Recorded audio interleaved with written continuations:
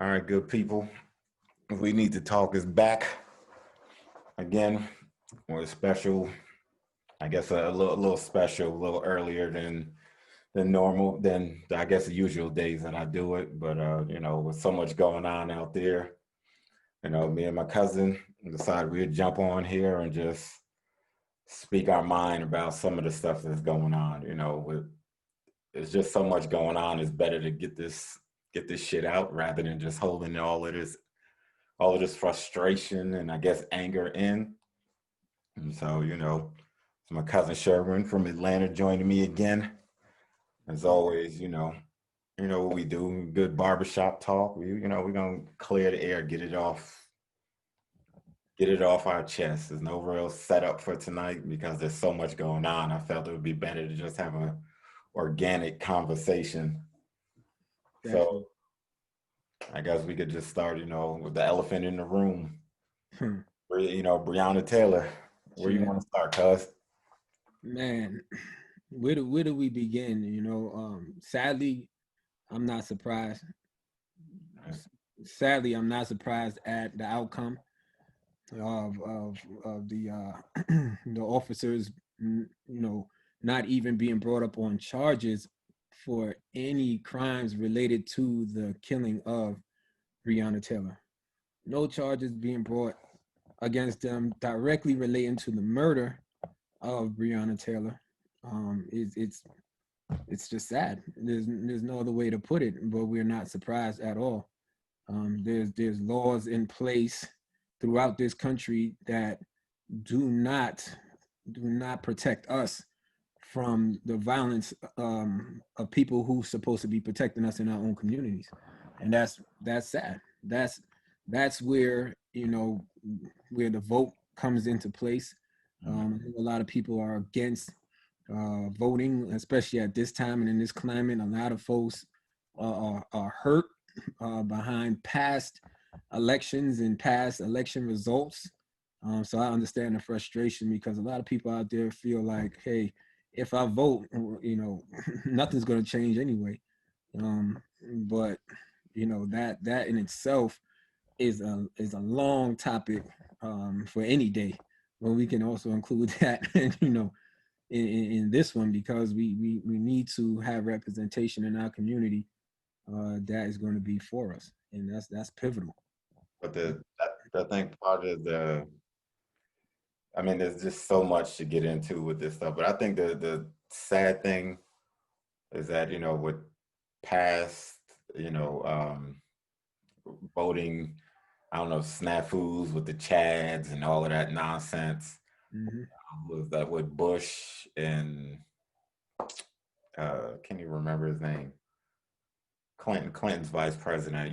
They had to recount because of the Chads in Florida. Hmm. This nonsense with Was it Al Gore? Al Gore. It was Al Gore, right? Nonsense with with this dude in the White House and Hillary, and And then what happened even here in Atlanta? yeah, with the recount. I mean, it's just so sad. But then what I think was even sadder is that, like you said, we want representation.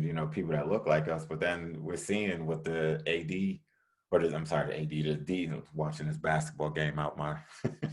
The DA in Kentucky in Louisville, even if you get somebody in there that look like you, can we actually count on them to do, what's right? And it's not saying that doing what's right because, I'm black, they're black, Mhm. African American, indigenous people, however you want to classify yourself. But it's just saying is if you're not gonna do right when you know what's right and wrong, Right. you know, that's part of the frustration of some people. Just like, why am I going to vote? Because if I vote in somebody that looks like me, Mhm. and then they turn around and do what this DA did, then that's just another slap in the face, and it's just adding to that frustration is going to push you. I think it's going to push people further away from voting, which Right. it shouldn't. But I get it to a certain degree. Right. Right. And that's why I say we have to elect officials that represent us. Unfortunately, there's folks there that look like us that don't represent us. Hmm. Uh, the DA in Louisville, Kentucky, he's a staunch Republican, and if correct me if I'm wrong, I believe he was at the Republican National Convention, and he has ties to Mitch McConnell. I hear so. He just married Mitch McConnell's granddaughter this past weekend. Ain't that some shit? Back There you her, go. and then you put up So, all of this BS to then after your wedding to his granddaughter to then put this out. right, right. So the puppet master has his strings, Mm-hmm. the strings at play, and if his background was fully divulged to the community, and people really paid attention to this man's background, and they had the ability to understand where he's coming from and what he represents, and if we had to do the vote over again, he would not be the district attorney, not for Louisville. I, And that's the sad reality of it. because I think the problem with a lot of people that look like us is that we don't pay a lot of attention to voting and stuff unless it's oh, all right, got somebody else about to jump in. But I think a lot of us, we don't pay attention to elections and stuff unless it's the presidential race, Right. all that type of stuff. Because I've never been big into following politics. I just knew every 4 years we're gonna go vote for the president. That's the only time I paid attention. It's just like the Olympics. Every 4 years, all right, cool. I know I got to go do this. We're gonna go do this. But now it's it forced me to pay attention instead of just running and, oh, it's a black guy running or a black woman, but cool, I'm gonna vote for that person. Because that's, regardless of what anybody says, nobody knew who Obama was before before we elected him. Right. We all just knew it was him and Hillary, just like, well, he looks like me, that's who I'm gonna vote for. So, and that's probably what happened with the DA in Louisville. I could be wrong, but that could be, what led to him getting that seat was a lot of, black people say, okay, it's about time I see somebody that looks like me. Right. And there you hit that lever, and then I don't even know how long he's been in office, but then you look 5-10 years later and it's like, damn, this dude don't represent nothing that, that I talk about or that I see. It's still community in its whole entirety too, because I'm sure there were some white folks there at the ballot too saying, hey, we could use some diversity up in the city council, or we can use some diversity in the city, as far as law enforcement and the judicial system. And they just, blindly say, hey, great, let's check it off, and I go about my way. But even them now looking at it like, how can this happen? Because, we're not really looking at the politics that these people represent. And it's not like they hide it. They don't hide it.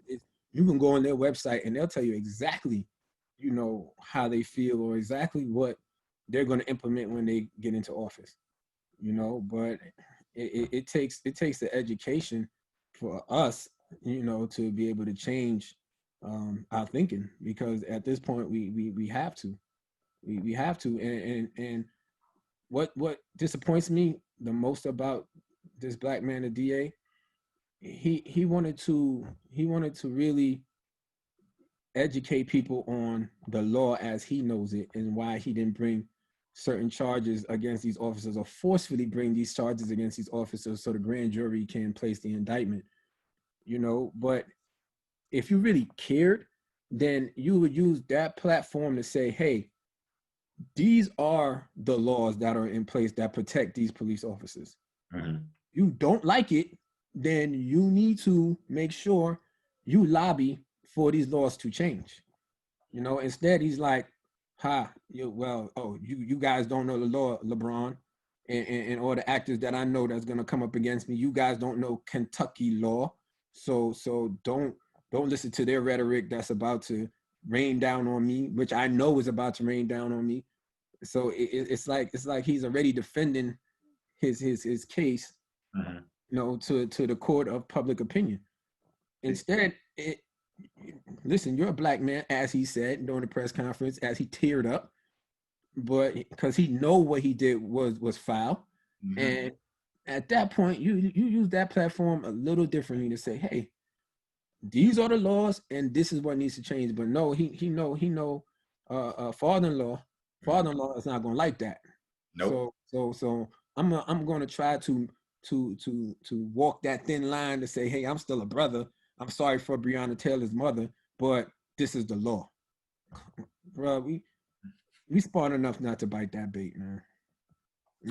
They don't think that we're smart enough to do it, and that's that I think that's the most hurtful part is that, all right, I got to this part. I mean, I got to this phase in my life or whatever the case may be. So it's not, I'm not going to reach back and educate, because that's the thing. Like I said, if he would have approached it a little differently instead of approaching it like, this is what I know, this is what I'm gonna do. No, you come at it and go, all right, cool. I'm gonna try this. I'm gonna try to. Hold on 1 second. All right, so well, see, all right, we're back now. I have to take a quick break and let a couple people into the room.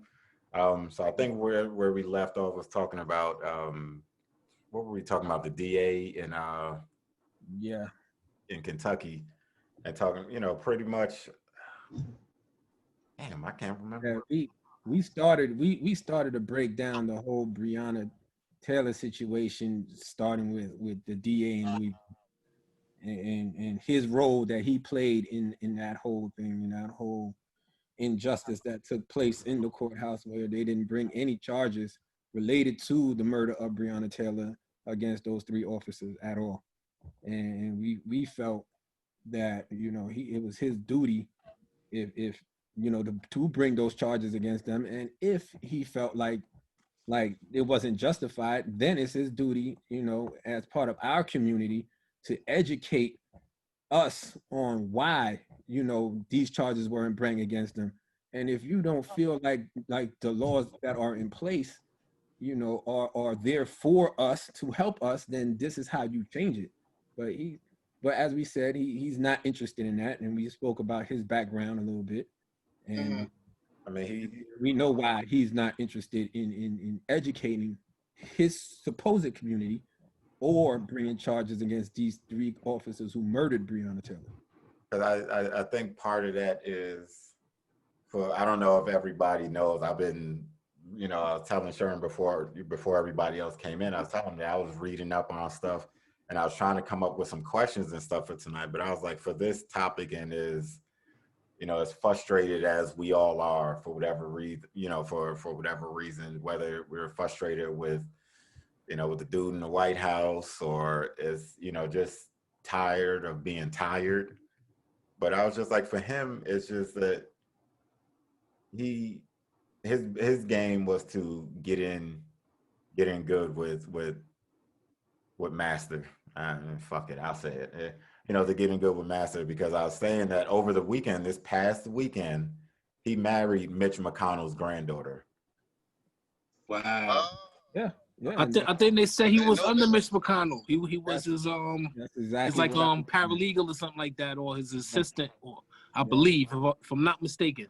He was at the Republican National Convention. He was Yeah. I know that. He definitely. So I recognize, like, I seen his brother before somewhere. You know what I mean? Mitch McConnell handpicked. So, guys, give me if I'm a little behind. So the DA is a brother? Yeah, or he was. Okay. That's a good man. He's been traded for my man Max Kellerman on ESPN. It is. We did the racial draft. Dave Chappelle needs to bring it back. We'll take Max Kellerman and they can have him. They can have him. Matter of fact, we'll throw in the first round pick. They could take him. Right. So you go the extra first round pick. Right, and cash. Yeah. So I have a question for you fellas. So when I heard about the $12 million wrongful death suit, I believe it was, my wife and I, we were watching the TV, and the brother who is the attorney for represent the family, Yeah. my wife got in her feelings all of a sudden and was like, because he's been in the forefront of most of these kind of Yeah. with most of these Incidents. unfortunate incidents, and my wife automatically she was very unhappy. She was like, is he representing the family? He's getting a cut of that $12 million. My question to you brothers is, how much do you think that money played a role in this kind of like not indicting these officers or filing any charges against these? Do you think that had some little sway to the situation, or what's your thoughts on the $12 million wrongful? How do y'all feel about that? Let me start, and then I'm gonna jump out. I'm gonna try and make it real quick so everybody. I mean, there's no timetable on this. Y'all know how we do this. Ain't no timetable. It's just whatever. Okay. But I think my personal opinion on it is that the $12 million had played a huge part. I've been arguing with people on IG and Facebook about this all day. Okay. And I told them, I do, my background, I law enforcement, all that crap. I did it for long enough to understand certain stuff. But my thing is, they gave them $12 million. Anybody knows if I give you $12 million, I'm not going to then allow you to turn around and bash my employees. They got $12 million from the state. Right. So if the state give you $12 million, I'm willing to bet, whatever it is, I'm willing to bet that there was either an NDA signed or some sort of contract to where, all right, if we give you this $12 million, you can't turn around and sue us later for wrongful death. It may not be that exactly, but there's some verbiage in there that covers that. Some kind of clause that said, all right, we gave you this. Yeah. We're, what I mean? Absolutely. We done. You can't come back and try and attack us later. See, because I got people on IG, I can't remember the dude's name, but he was like, yo, it's just like the OJ thing. And I was like, how the hell you figure it's like OJ? I said the difference between OJ and Breonna Taylor was that OJ won the initial trial, got sued for in a civil suit. Right. He turned around and he paid Ron Goldman and Nicole Brown's family. The money did not come from the state. That's the difference. And he's trying to say, oh, no, it's the same thing. It's not the same thing. If the state gives you $12 million, they're not going to allow you to back their employees. And I said, the simpler way to look at it is, if my child is doing something wrong, me and you have a sit down and I say, all right, cool. We're gonna agree to not do whatever, we're gonna agree to bully. I talk to the bully and say, look, if I give you $20 a week, whatever the case is, you can't beat my child up. So now, if you then turn around and beat my child up, I want my money back, or me and you gonna have an issue. I think that's the easiest way to look at it for people that may not understand what the NDAs and the clause and all that stuff is, because I'm sorry to say, $12 million is a lot of fucking money to give somebody to then allow them to turn around and bash your employees. Because if they didn't sign that NDA and Breonna Taylor family go after them again, you gave them $12 million and then you have to turn around and admit that you were wrong. Yeah. We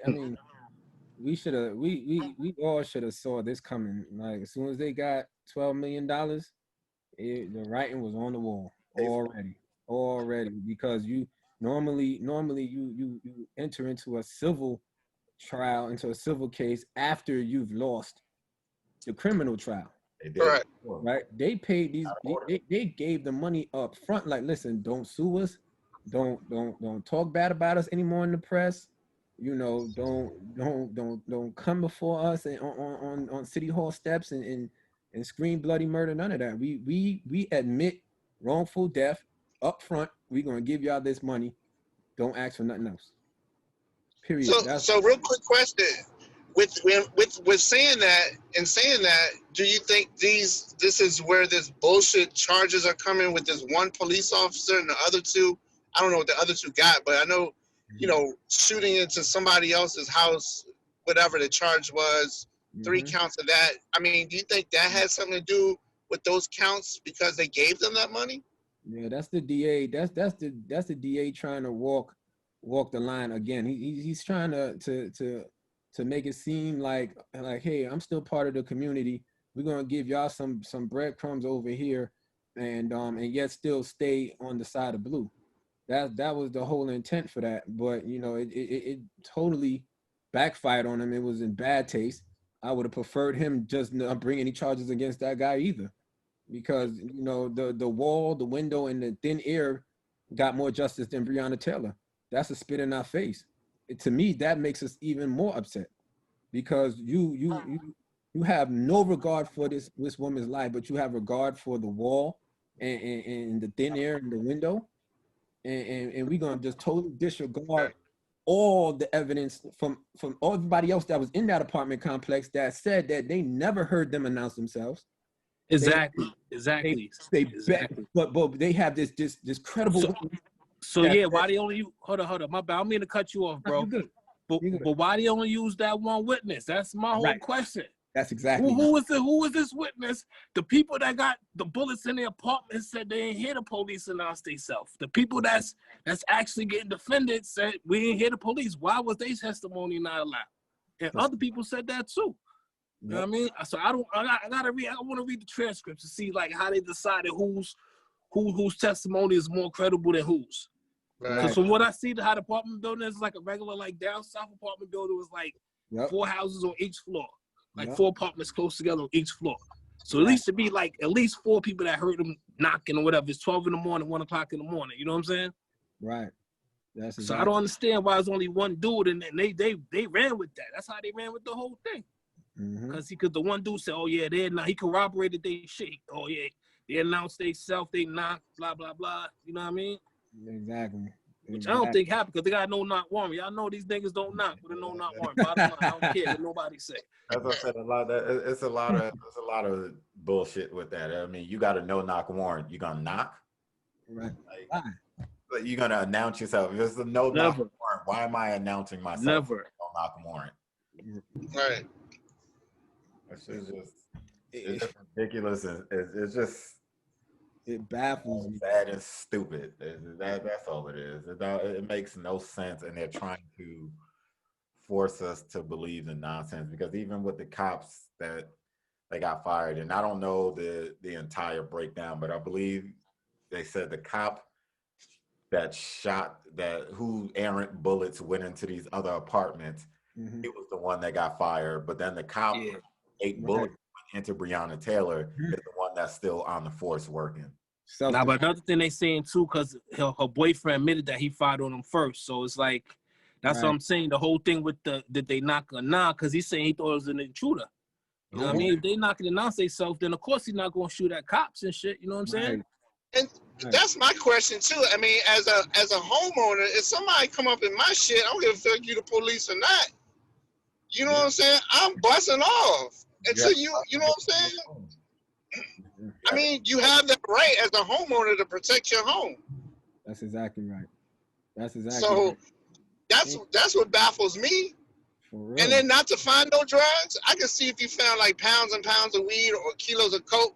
They didn't find shit. They wasn't supposed to be there in the first place. They got the wrong house. They ain't supposed to fucking be there. Exactly. Oh. Exactly. They looking for the ex-boyfriend. The ex-boyfriend did not live there at all. Wow. No I didn't even know that. in the apartment, and they knew that Breonna Taylor lived there. They knew they knew that was her apartment. They knew like if you did your homework, you would know she's an EMT. A city employee. A city employee, and they still covered it up. Wow. And then they want to say that all lives matter. This is a city employee, and you covered up. There's no body camera footage. They hid the warrant for 194 days. They didn't even look into it for 194 days. They clearly covered up evidence. No charges was brought against these officers for covering up evidence. No charges was brought against them for corroborating and conspiracy or none of this stuff. They hid for 190 before even considered charges. What happened to the body camera? Them clowns. They You just, serving a So warrant. let me ask you. You serving a warrant. Why is your body camera not on? You know what I say? Fuck that 12 million. You gonna give me about 224 million. You give me a couple 100 million. Fuck that. 12 million ain't shit for all the bullshit that y'all try to cover up. Right. You know, all the mistakes they did. 12 million? When you tell me this now, These niggas is incompetent. I'm amazed they didn't get 100 million. For real. Minimum. but that's Nothing. I was gonna say the sad part is that, and then, like I said, I don't know anybody's financial situation. Let me just start there. But I think that's part of the problem is that our people are, I don't want to say all of us or all of them or whatever, but everybody's so quick to grab the money. Yeah, man. Just, I'm like, at some point, there's no amount of money you can give me for my child's life.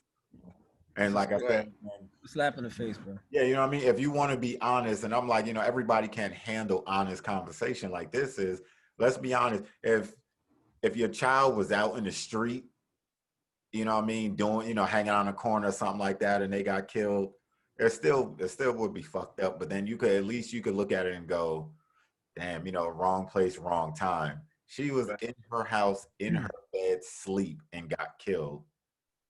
And you know what I mean? And they still want to try to hide all of this and act like, oh, this didn't happen. This woman was minding her business. She was home.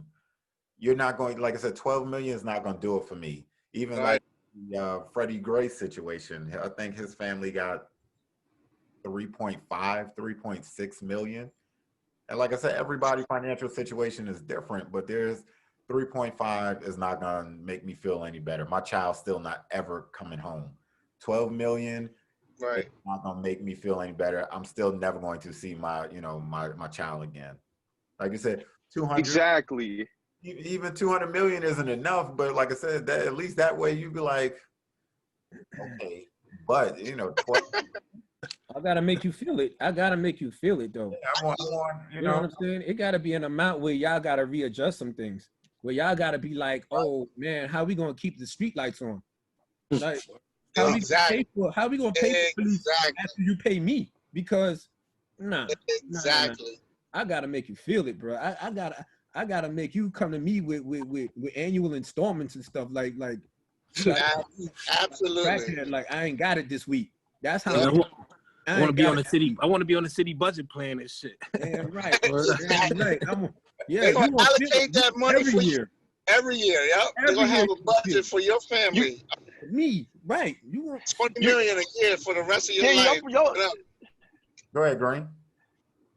Yeah, I was gonna say y'all bring up a lot of good points, man. Because for one, like you said, 3.5 or 12 million, you gotta take that and you gotta shut the fuck up. Here's the other thing. So like when you look at other communities, like the Jewish community, for example, you could use their name as a whole out of context. Not only are they taxing your pockets, they're gonna put you on a rehabilitation campaign where you have to look at what happened to Nick Cannon. You know what I'm saying? He said a few greasy things, and now not only does he have to come out of pocket, he's got to beg for mercy, and he's got to talk about how he did his homework on the Jewish community and all these great figures, and then he has to sit there and atone for what he's done. These people don't have to atone for what they've done, and they're just paying. They're paying out peanuts. So we're never gonna. Not only are we not getting what we deserve financially, also it's not stopping this from happening again to someone else, and that's the part that people aren't. They're overlooking that.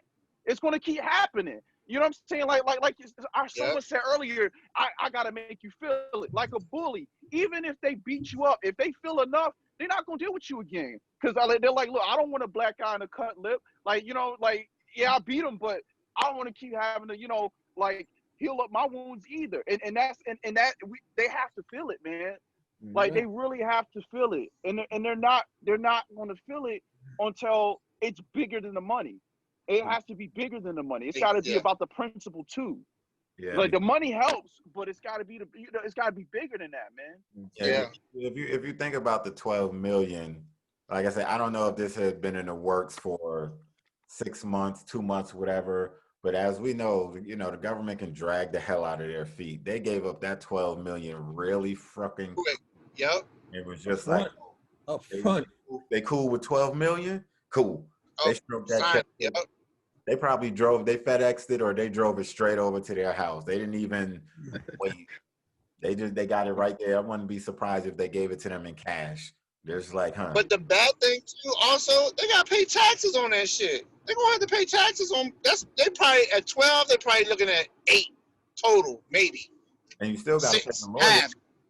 And you still gotta pay the lawyer. You gotta pay the lawyer, yep. And that's another good 1, 2, I don't know how much whatever he charged. Because he done got paid these last couple cases. Yeah. That brother got paid. So That's why my wife is like, why is he there? Yeah, he's a new age Al Sharpton. Or Johnny Cochran. Ben Crump. Ben Crump. He's a new age Al Sharpton. Everybody know I've never been a big fan of Al Sharpton. I get what he does, but like I said, you show up at every bad thing. I know your name is going to bring certain amount of attention, but like you said, you think about that 12 million. You break it down, you paying 12 million, you paying what, 30, you paying 30, almost 40% in taxes on that 12 off the break.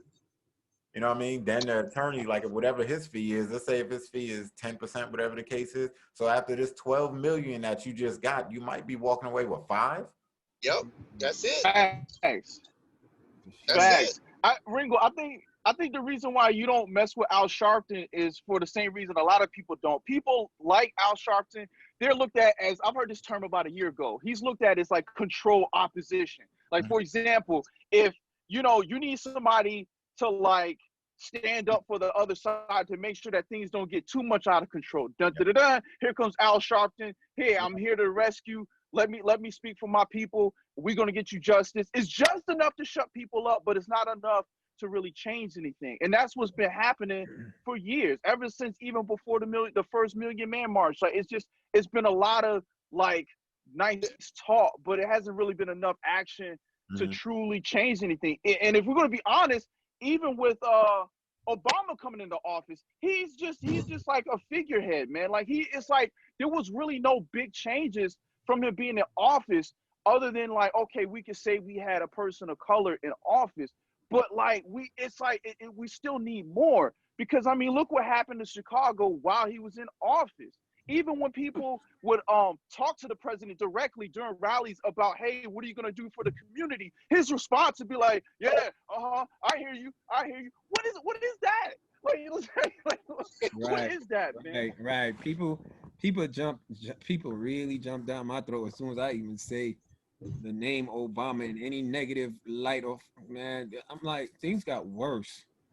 It's like, they don't want to fact. It's just a fact. Till now, it's just like, what are you doing? You're not in office anymore where you have to be super political. I would be screaming from the damn rafters. Like, I will blow up the whole shit because you have inside knowledge at this point. You have inside intel. I will blow up their whole shit. But no, there's still murders and killings going on in Chicago. We're still fighting for folks to go and vote. You know what I mean? You should be on the forefront on every damn commercial getting black people out there to vote. Straight up. I think that's why. I think that's why everybody got so mad at what Chris Rock said, and I'm gonna look that up. What did he say? He said something against Obama, saying how it wasn't. I think something similar to what Sherman just said. Like, it wasn't that much better with Obama in office, and everybody jumped on Chris Rock, and I'm like, it's true. It's true. Well, it's kind of like it's something like someone who is beloved, like as he represents us in a sense. So the majority of people don't look at it as a negative thing for him being in office. Now, when you're talking about policy and you're talking about things that he did for the black community, and you really get into the nitty gritty and look at deep inside what he actually did, then you might be like, okay, wait a minute. He ain't did shit. You know what I'm saying? Exactly. But those people who actually voted for him and all those massive rallies and that huge inauguration speech and, all the it's really hard to like put a damper on his light. You know what I'm saying? As him as a figure, as a hero, especially a black hero. You know what I'm saying? So a lot of the majority of the people, it's hard to do that. Yeah. It's so easy to sum it up though, like Obama's presidency and his influence on black culture right now. Like the proof is in the pudding. If he did so much change, if he did so much for black people, and I hate bashing him this way, then we would be super excited to go vote right now because Kamala Harris is on a damn ticket. Thanks. Black people is not excited right now. Why? If Obama did that much for us, we would be ecstatic to see Kamala Harris on a ticket. Yeah, I will say this though, Kamala Harris she's even worse, my bro. Like, cause she's coming through from the beginning with bullshit. If you look at what she did as a prosecutor, oh my God, she's worse. She was pretty bad. Yeah, in California, she didn't do what she was supposed to do. Yeah, you're right. Her record isn't stellar at all. Yep. In California. Yep. Right, but then if black people are as blind voters as they say we are, right? Then every blind voter in the street would be like, yeah, Kamala, we got a sister. Woo, woo. They ain't excited. Niggas is not excited. No, we're not. Facts. Even the blind voters not excited right now. They're like, what the last dude do for us? Right. A black president. We had a black brother up in there, man. Forget now. But that's the thing. The sad thing with Obama is, and you know, Green, you'll feel my pain here. He took our nice cushy jobs away from us. Thank you. We were making good damn money, and he had to come in and start shutting down military facilities. And you know, take our nice cushy job away from us. Now we got to work for real. Yeah, man. Man, I was doing so much at that time, man. It's never been the same, man. Like, okay, so we talked about Kamala. Then think about like Joe Biden. I've gotten in so many arguments with people about this, man. Like, I'm like, Joe, he don't even know where he's at half the time. Two, it's like you got Joe Biden. He did an interview with not Obsidian. What's his name? Charlemagne the God. He did an interview with him. Yeah, and you know what he said at the end of it? If you don't vote for me, you're not black.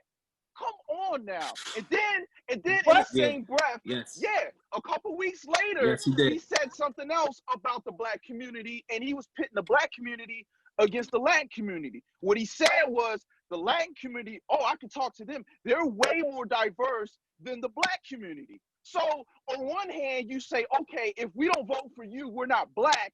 But then you praise this other community for being diverse. What the fuck? Like, this is, and then it gets even worse. Like, less than a week ago, they put out this campaign for voting, but it's aimed towards like black male Democrats. They got strippers on a pole saying, "Come to the poll and vote." I'm gonna find a link and send that to you. Oh no, you playing? Yeah. If somebody could put that up on the screen right now. Cause look that up, yo. When I tell you, hell no, I'm going on my phone right now. You play the game. Let me tell you this. Let me tell you. I know me. I saw that, and when I first saw it, all I saw was "come to the polls," and I'm like, the strip club thing, that's not really my thing. So I just kept ignoring it, but it kept popping up on my timeline and stuff.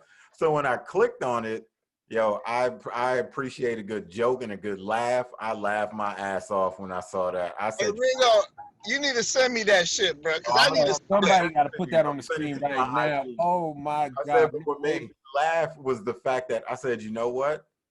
I want to be mad at it. I said, but you know what? I said sometimes you got to stoop to people's level. I don't agree with it, but I said if that's how you get people's attention, then that's how you get their attention. Because it's not only that the strippers are shaking their ass. I mean, the strippers actually talk. If you listen to what they're saying, I ain't saying that they're deep and profound and all this other shit. But if you listen to what they're saying, they're actually making sense in what they're the message that they're trying to get across. But I saw that, man. I laughed so hard. I said, I need to see that. I can't find it nowhere. I'm about on to, YouTube. you know what? It's I'm gonna say Los. I'm gonna send it to you on IG, and cause it's on Facebook. Yeah, Oh, because somebody that just shit. posted it. I see that. I will say, Ringo, I appreciate what you sent me earlier today in regards to my pastor, Howard John Wesley at Alfred Street Baptist Church, about why we should vote.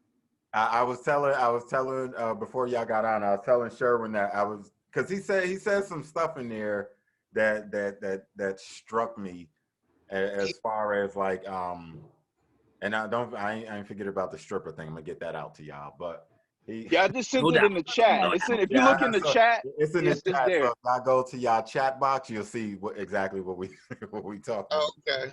But Los, what your pastor said that got me was when he said, what is it, 194 new judges have been appointed under this dude in the White House, and none of them are black.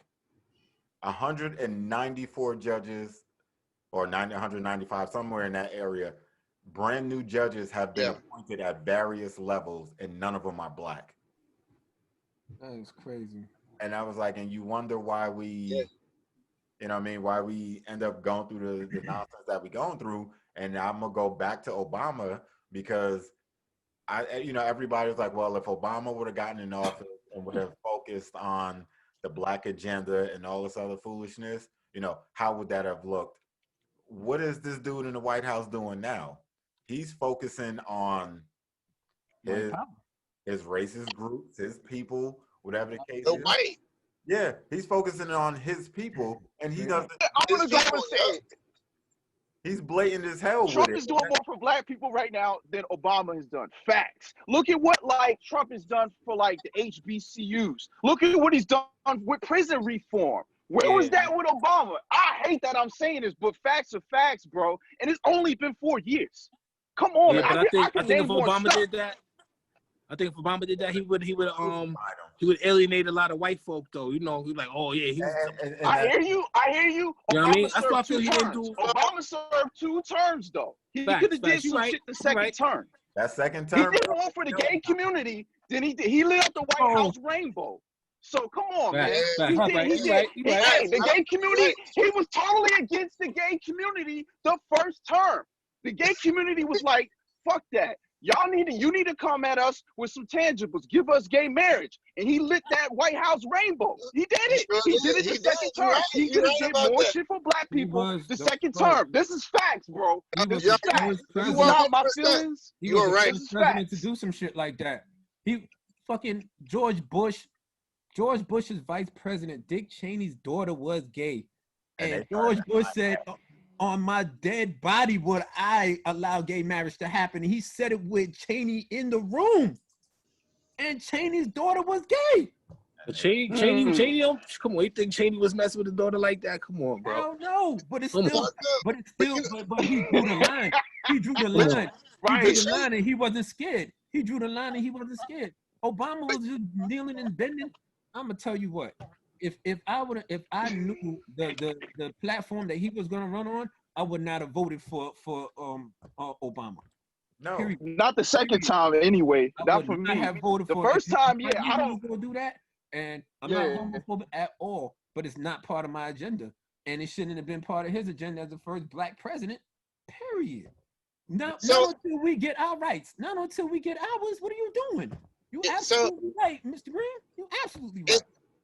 So I'm trying to think that Donald Trump is doing more for his people, the white people, than Obama did for his people, the black people. That's fair to say?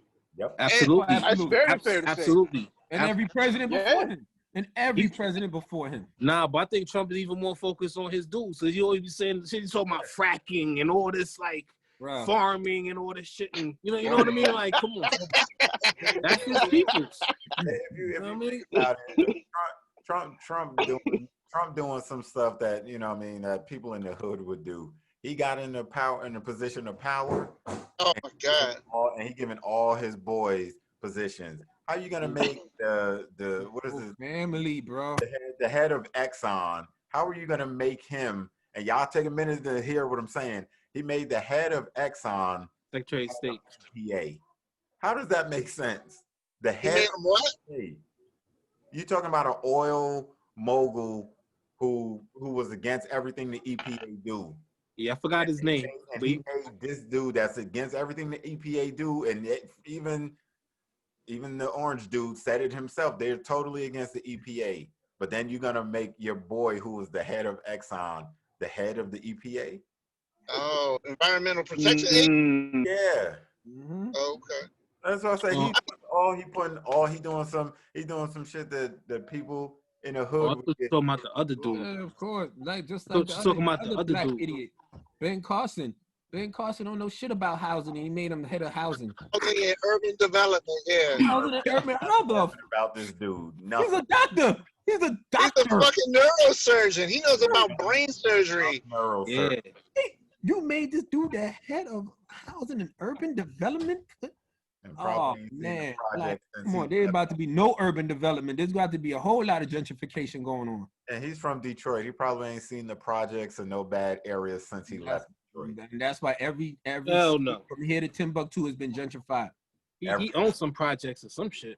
Yeah. It ain't projects no more. It ain't projects no more. High rise. It's all high rise and little poodles and all these teacup dogs walking around. Ain't no projects no more. Projects no more. Let me ask y'all this, man, because like it's refreshing to talk to y'all, man. Let me ask y'all this, man, because we talking about like politics even more. Why do you think it seems like this is the analogy I use?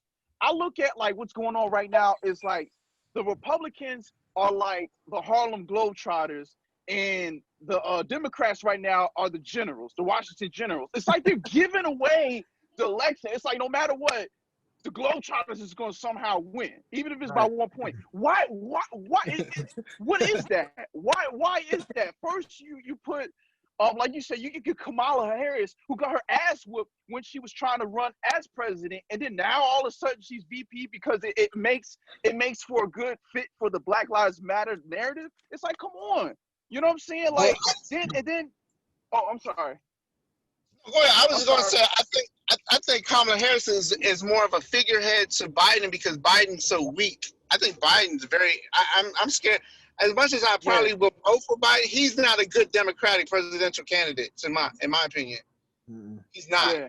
I think to answer both questions is she's in there more or less because they see how everything is going, and it's just like, you know what, we need a black woman.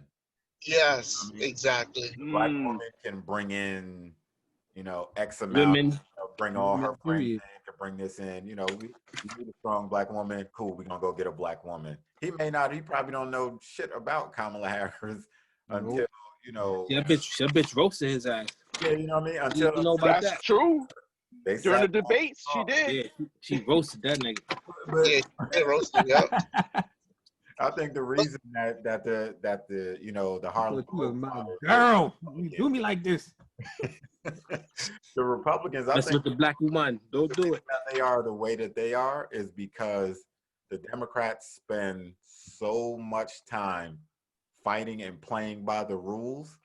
And I'm not saying you gotta, drop who you are, but at some point, I mean, if you fighting somebody and they, let's say MMA, you can't. What is it? You can't. Let's say you can't kick in the face or something. You can't knee somebody you can't kick somebody when they have their knee on the mat. There you go. You can't knee them, and then they keep doing it. What you gonna do after a while? You're gonna go, all right, that's the 4th or 5th time you need me. I'm gonna strike back. The Democratic Party doesn't do that. The Democratic Party just sits there and keep taking a knee, talking, and this is just my version of it. And they're just looking at that knee coming, talking about he's gonna get tired at some point, and they're just gonna keep taking the knee until they actually get tired, and the Republican Party is not going to get tired. Kicking their ass. Yeah, because the crazy thing is like, I don't care what nobody say. When the dude in the White House, when he got the nomination, all of that, if you go back and look at it, he was surprised that he won. The actual real Republicans were surprised that he won. They just put all of their support behind him because they were like, yo, he actually got a chance to win. They don't they don't believe in him. They just like, you know what? He gonna get in there. I don't even think they expected him to last long. They knew that he would beat Right. Hillary, or that he did beat Hillary, and they said, That's it. let him do what he do. He gonna mess up. We gonna slide Pence in there, and then we gonna be right back on track. That's just my take on it. Yeah. Okay. Yeah, man. I mean, cause like, all right, here's the other thing. Like the Democrats, like you mentioned, like the strengths and weaknesses of the Democrats. One of the strengths that became their new weakness is the fact that, and I know this sounds like a weird way to explain it, but their cool factor is gone. Like, how is it that like the Democratic Party, like the past, I'd say 30 years or so, they're supposed to be the fresh new party that's supposed to bring new ideas, and they look like anything but that right now. Obama was the last of that. You know what I'm saying? Right. After that, it just has not been the same. How is it that, even love him or hate him, how is it that Trump is able to be more savvy than the Democratic Party? Like, how did that happen? You know what I'm saying? Dude's like 70 plus. Like, how is it that he's able to be more connect with people? He even can make you hate him, but do it in such a trendy way. Whereas like the Democratic Party, it's like they're not able to even get you to hate them enough. It's like either you don't care or you're just very unsure about them. It's like I don't know. Like it really disappoints me because like my bad. Go ahead. No, I feel like personality goes a long way though. Like really and truly, Biden is boring. What's the other dude? What's the Bernie Sanders is boring. Trump, he's charismatic. He has personality. Like not for nothing. You know what I mean? He's kind of funny in a way. You know what I'm saying? That goes a long way. Like, that's what people pay attention to more than like what you actually saying. You know what I mean? If you say like, oh, yeah, Sleepy Joe, people, they laugh. That's what they remember. Jim Crow Joe. Right. Joe don't come with nothing like that for him. He just like fuck Trump. Right. You know what I'm saying? Right. America loves a good idiot, man. America loves a good idiot. It's like a high school. So as the president of the high school race coming. You know what I mean? The popularity. Yeah. You know what I'm saying? You're right. Yeah. You're right. That's how they won the day. So as probably the oldest person in this group, I've been a staunch Democrat for years. And I can tell you right now, this is probably the lowest point. I followed politics since fucking Carter, bruh.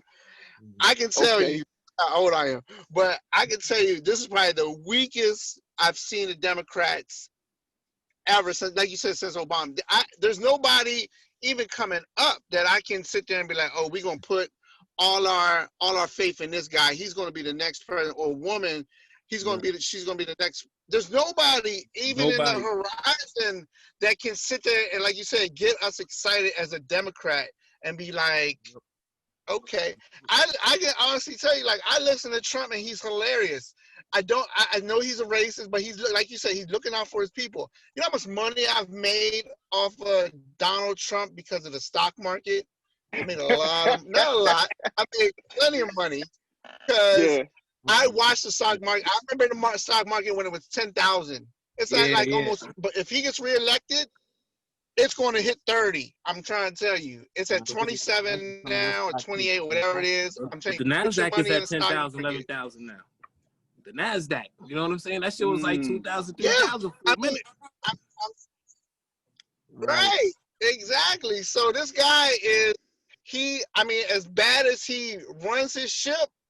And the people, he has a serious. No, he there. What happened? No, I was saying the way he run his ship, man.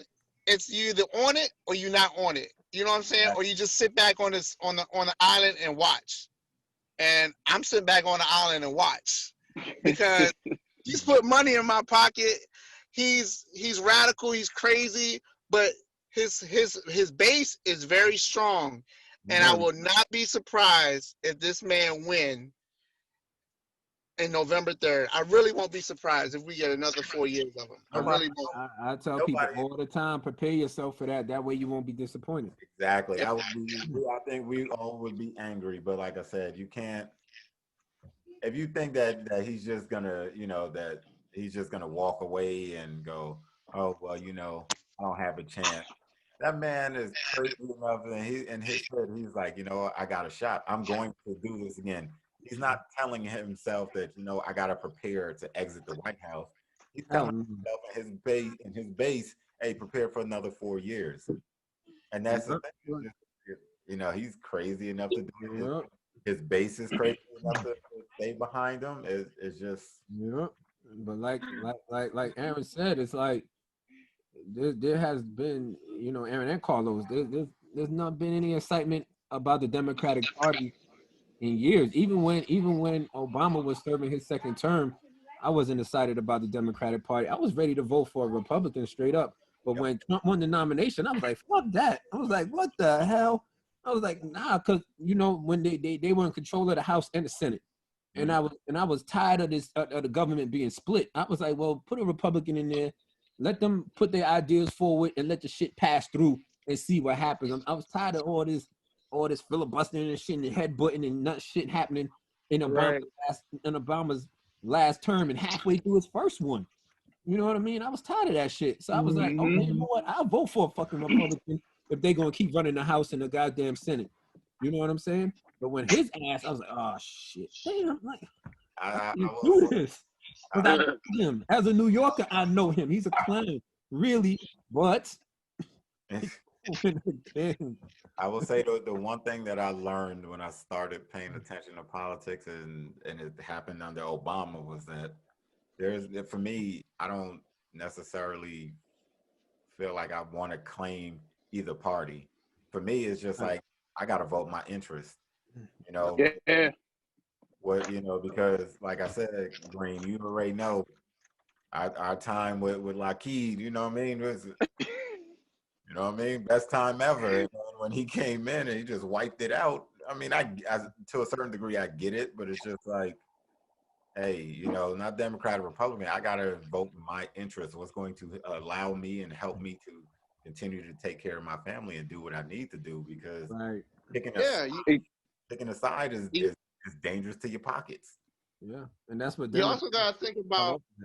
You gotta think about your kids, and then as we get older, you know, you gotta think about your future as far as like Social Security and you know what, like you said, what's going to benefit us when we hit the AARP crew. You know what I'm saying? Right. And people don't. I mean, we all getting older, God willing. Yeah, people don't realize that, because just like Jamil and Aaron are saying, like I work in the energy sector, and I travel around the country, and I've been to coal mills and coal plants, and I've seen them shut down, and I know what people are saying when they see their jobs gone. You know what I'm saying? And offshore drilling and all that shit. I've been on all of that, and when these plants shut down, these people are furious, and they looking at Democrats like, yo, y'all not even checking on us. Yeah, they completely forgot about Mid-America, completely. Yeah, no doubt. That's America for real. You know what I mean? Like I ride around. If I get in my car and I have to drive to, let's say, Kentucky or Indiana, that's America. That's America for real. When all you see is rows and rows of cornfields and farms and all this shit, that's America. It's not the city for real. Nah, not at all. You're right. And the Democrats completely forgot about these people, and they ran the motherfuckers the fuck out of there. For real. It ain't like Trump gave them back their jobs. Trump didn't give them back shit. He just gave them a little bit of hope. He sprinkled a little bit of hope on it and was like, yeah, we're gonna give your jobs back.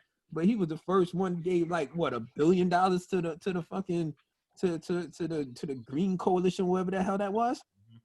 I ain't getting like $1 billion. The Green that green, what was that shit? Green Tea Party, the Tea Party, Green Party, Tea Party. It was like for environmental control. Yeah, something. He gave them dudes like $1 billion. Like straight up, he didn't give names. You talking Greenpeace? Not Greenpeace. Like it's about climate control and climate change. Yeah, because if you think about it, he just duped everybody, because you got all out of them. He didn't bring back not one coal job. He didn't open not one coal plant back up. All them people in West Virginia that voted for him, like you said, thinking, oh, they're gonna open back up the coal mines, we're gonna get our jobs back. We're going on 4 years. Ain't no coal mines opening back up. Nope. You don't give a shit. He said he gonna say and do whatever he had to do to get them people to vote for him. Yep. and he spin it well enough to where they like, you know what? He really looking out for us. He ain't looking out for your ass. You in the same Not with you. black or white, it does not matter. If you're not in that 1% group, he don't give a shit about you. But he gonna sell it. He gonna sell it well though. He gonna sell it. He gonna make you think that he looking out for you, but he don't care. Right. He's not in that 1%. He don't. Y'all not even speaking the same language at Right. all. He You gonna talk sell it more. well. Mm-hmm. But You talk about where the second where the second stimulus check at? well, that ain't happening. Yeah. Right. That's messing them up. That's messing them up, and they businesses up way more than anybody. Small businesses are closing left and right, left and right. There's businesses that we Yeah. grew up with from the time we were kids that will close and will not open again. Like when our kids grow up, they're gonna be like us talking about what happened to Alexander and A&S. They're gonna be like what happened to Macy's and Dillard's and Neiman Marcus. Dr. J. Yeah. Sears, Sears. J.C. Penney, They gonna close. Pier They're not 1, coming back. J.C. Penney. JC, y'all remember JC Penney? That's what they're gonna be saying 15 years from now. Y'all remember JC? Yeah. And that's all on the Trump watch, but he sold the hell out of that because he ain't worried about it. That's what I said. What Only jobs good came thing- back from China? What jobs came back from China? What jobs came back from overseas? Nothing. But the Democrats don't Only want to good, spend only money. good thing about Sears, I don't have to pay that credit card no more. Shit. Damn, I should have got one. I better go get me a Macy's credit card. But that's the crazy thing, though. It's just that, like I said, it's the Democratic Party is. I'm trying to think of a bad coach. You think of the worst coach that comes into a game with it. You know what? I'll use the Falcons for example because they just, they're dumb. He's terrible. They're Oh, dumbass. He Got needs their to be ass fired. whooped by the stinking Cowboys. But how you come into a game with a game plan and make no adjustments at halftime? That's the Democratic Party. None. Okay. That's a good analogy. That's a great one. They came into this with a game plan, and they're not making any changes at halftime. The game almost over, Right. and still not willing to make And any. he kept it. The dude in the White House and his team, they're making changes by the minute. They're not waiting for the quarter to be over and say, "Hey, this is what we got to do." They like, look, if we in man to man, all right, let's go to 2-2-1 zone. They doing all of this type stuff. They're making changes on the Democratic Party is like, hey, we started out playing man to man, we gonna stay in man to man the rest of the game. Yep. It's over. Yep. They gonna say and do whatever they have to say and do to get. I can't wait. I can't wait to see this debate. They had, you guys know I gamble. I gamble, so they had a bet. They had a bet that said, "Do you think Joe Biden will come into the stage wearing a mask? Enter the stage wearing a mask?" And I don't know what the odds were, but I was sitting there like, I wonder if he is. And then it was like, will Donald Trump come on stage wearing a mask? Absolutely not. The odds were like minus 2,500 that he won't. He already challenged Joe Biden on that. He already challenged him. You think he's gonna come in with a mask? Nah, Biden. I think Biden. But this is what I told my wife. I said I believe that Biden is honestly a polished Trump. You know what I mean? I think Biden will say and do all sorts of crazy stuff, which he proved by what Green or what Aaron said.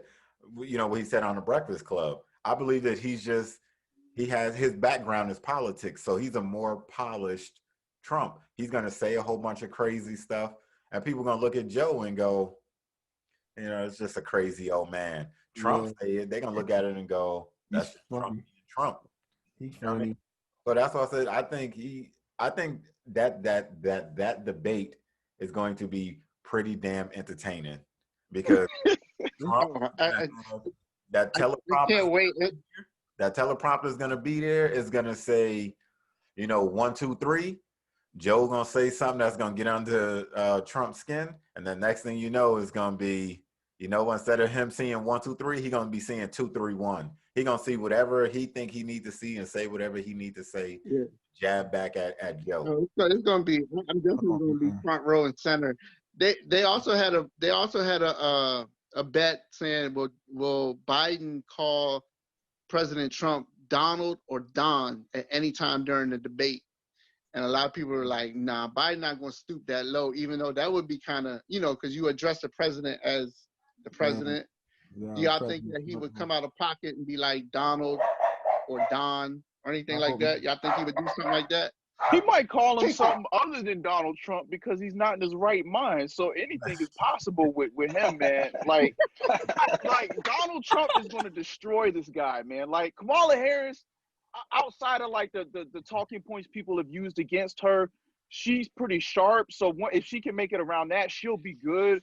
But I think Joe Biden is going to get destroyed against Trump because it's just not even fair, man. Like it's not even freaking fair. Like think about it like this: Trump got in off the electoral vote, and this is when people didn't think he had a chance. Now, not only does he have people that voted, on the low for him, he's got people that are outright tired of the bullshit that's going on now, and they're like, I'd rather deal with him than what might be to come on the other side. He's like, it's over, bro. Unless they can get Trump to totally fuck up in like an unimaginable way. Like I said, the Republican Party is the Globetrotters right now, man. Like, and I hate to say it, cause like I'm like when you said earlier, Ringo, I'm more so in the middle. You know what? The first time it hit home for me to think differently was around 2012 when Obama was going back into office. Not long after Lockheed kicked us out. You know what I mean? Not long after that. This is what happened. So I think it was like the night of the election, right? Me and my girl, we went to this liquor store to get some liquor, right? And the dude, he was like Middle Eastern dude. He asked us like, "Who are you voting for?" And of course, I was like, "Yeah, Obama." You know what I'm saying? Yeah, no doubt. And he kind of like gave us the side eye look. And he was like, "Well, why?" He was like, "Well, this other party is like they're pro business. They're actually gonna put money in our pocket, this and that." And when we left the shop, I started thinking. I was like, "Yeah, I don't know, man. He kind of got a point. Like, right now, my money's kind of fucked up."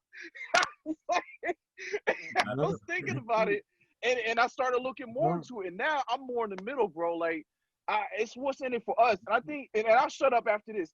Like, I think Black people as a whole, we need to think like y'all all said in your own way. We need to think in what's best for us, because even if we don't lobby as a whole, at least if our vote isn't like taken for granted, that's a start. Because right now they take our vote for granted. They're like, "Oh, you look at what Joe Biden said with ease. Oh, if you don't vote for me, come on, like that's some crazy shit. That's like a douchebag dude with his girlfriend that knows that no matter what he does, she gonna stay around. That's how we're treated, man. Like, and until we change that narrative, that's what we're gonna keep getting. And then we gotta work on the lobbying part next. But in the beginning, at least, we can't be hoes out here. That's how they're treating our vote. It's like, it's gonna come regardless. And then on top of that, they're like, shoot, we're going to just replace the Black vote. We just going to get the Hispanic vote. And that's what they're trying to aim for right now, because the Hispanic vote is kind of down the middle. So it's like they got to work a little bit more. And they surpassed us in population. So that's the other reason. They're the new minority now, the big minority. So it's like they're gunning for that, but it's not quite as easy. Whereas with the Black vote, it's like they got us figured out, and we're no longer the biggest minority group. So it's like, we're like the redhead stepchild now. So it's like, we have to do something about that, man. And it starts with how we vote, man. So it's like, and please, anybody that sees this later, don't take this the wrong way. But it's almost like being in an abusive relationship. It's just that we've been abused, either an abusive relationship or Stockholm syndrome. It's that we've been abused for so long, and it's just like, all right, they want us to vote, we gonna vote this. Or Stockholm syndrome is just like, you know what? They kidnapped us, but they love us. And that's how, what I mean? And that's how I feel that they look at our vote. It's just like, we already know we got them in the bag. We don't have to do anything more to gain their trust or gain their vote. We already know they're gonna show up for us, especially because they don't like this dude. But then, like you just said, the way everything looks now is that, like you said, you have to vote your interests. And I'll tell anybody, when you see this, I don't care what you vote, just get out there and vote. Don't sit home and not vote, because I see it on my timeline, all this shit, people, oh, I'm not gonna vote. It's either my vote doesn't count, or what am I gonna vote for? I don't like either candidate. Okay, but last time y'all said that dumb shit, this is how we ended up with this dude in the White House now. It was because I don't like Hillary because Hillary wear too many pantsuits or whatever. They were finding all sorts of dumb shit and dumb reasons not to vote for her. Not pantsuits. Yeah, you know what I mean? So I mean just get out there and vote. That's what they gotta, like I said, vote Yeah. your interest. Yeah, you're right. I mean, yeah. No, I think it honed on.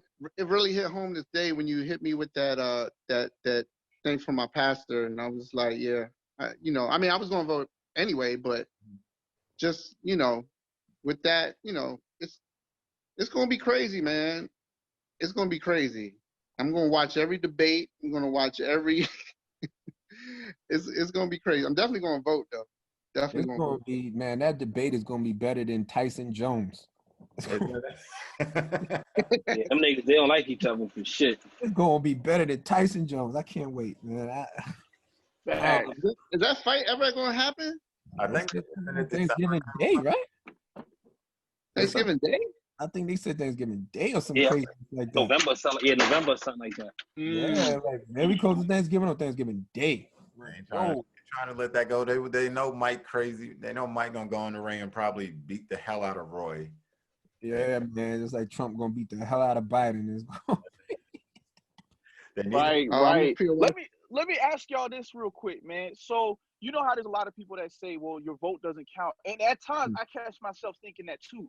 But I've never gotten an answer for this. So if the votes didn't matter, why is it that at one time black people as a whole we couldn't vote, and then then women they had to fight for their vote as well? If it didn't matter, why was it taken away from certain groups of people at one time? If it didn't matter, did something change in like the late 1900s? What happened? Like, what made it to where it didn't matter anymore? If everybody couldn't do it at first. Yeah, and I never get an answer on that. I think it's like like that movie Usual Suspects when they said the greatest trick the devil ever pulled was to convince the world he doesn't exist. Isaac Soze.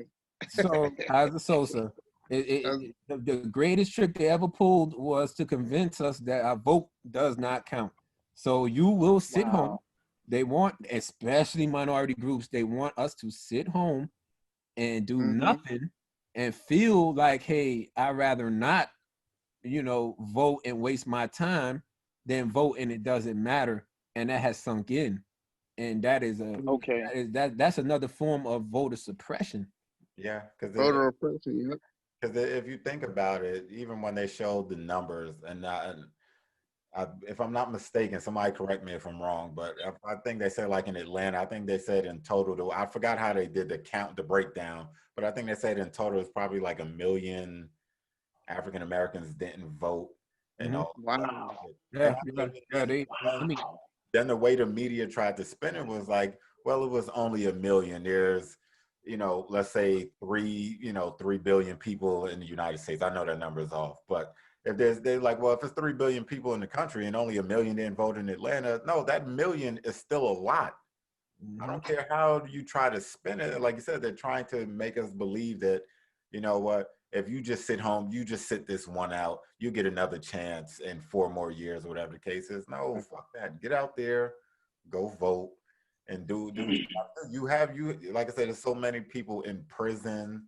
So many people that are dead that fought for us to vote. There's so many people in prison that would love to vote, and they they can't for various reasons. You have states where they won't give voters' rights back. So why would I sit on me actually being able to vote?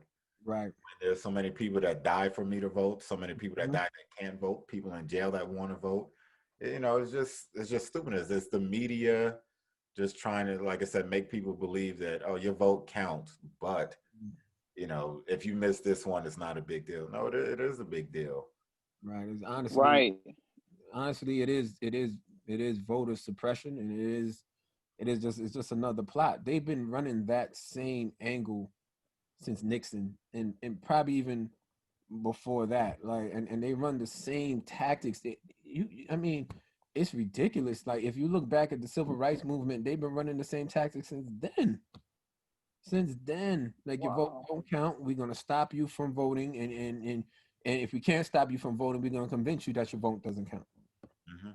So that's just another plot. And again we fell for it again. Like if you think back to even Reagan, they tried that then too, when they was convincing black folk they vote didn't count. It's just Mm.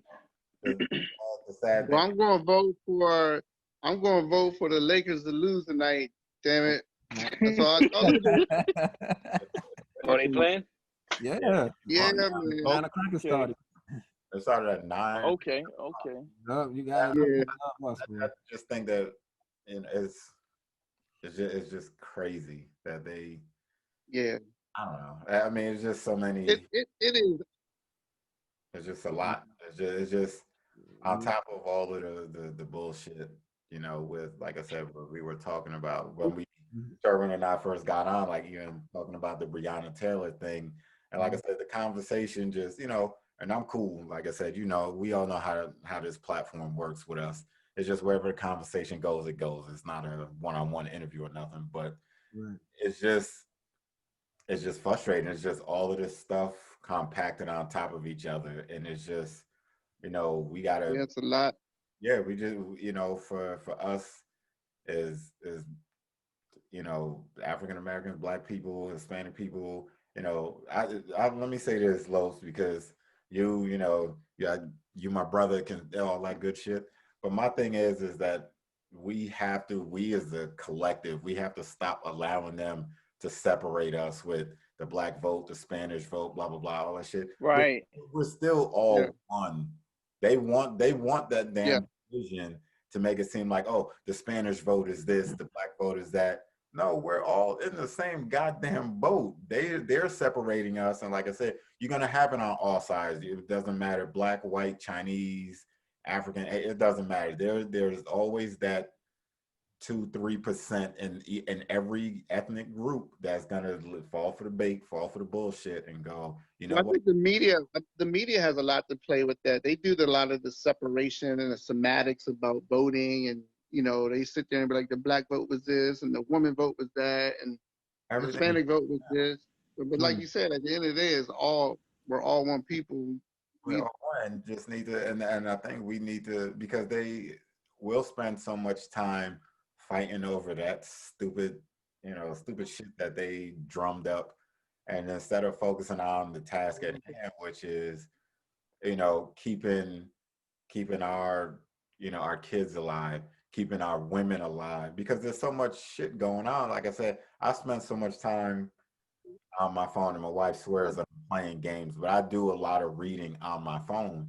As for example, like, no, I really do, because I'm like, I'm not gonna put my phone down, so I'm gonna just sit on my phone and read all this crazy shit. I mean, there's so much other shit going on, and it's not to downplay one tragedy over another, but we have like I said, we have Breonna Taylor, and there's so many other women in there that we don't talk about. We spend, I'll say, 75% of our time talking about all of the men and the young boys that are being killed, that we don't focus on the women, and then we're also not focusing on the young women that are in these damn concentration camps on the border, that are getting these unwanted hysterectomies and all this other shit.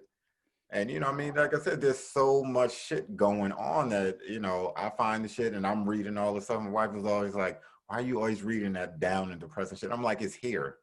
It's hard for me to ignore that type of shit. I said, one, because when we doing this show, it gives me more shit to talk about, but there's so much shit on top of it, and like I said, the media does so much fucked up shit that they just want you to believe that this is Breonna Taylor is bigger than this and bigger than that, and no, they're all it's all messed up all the way around the board. Like I said, because Breonna Taylor is going on, then like I said, then you got these young girls in these concentration camps, whether they want to call them detention, whatever.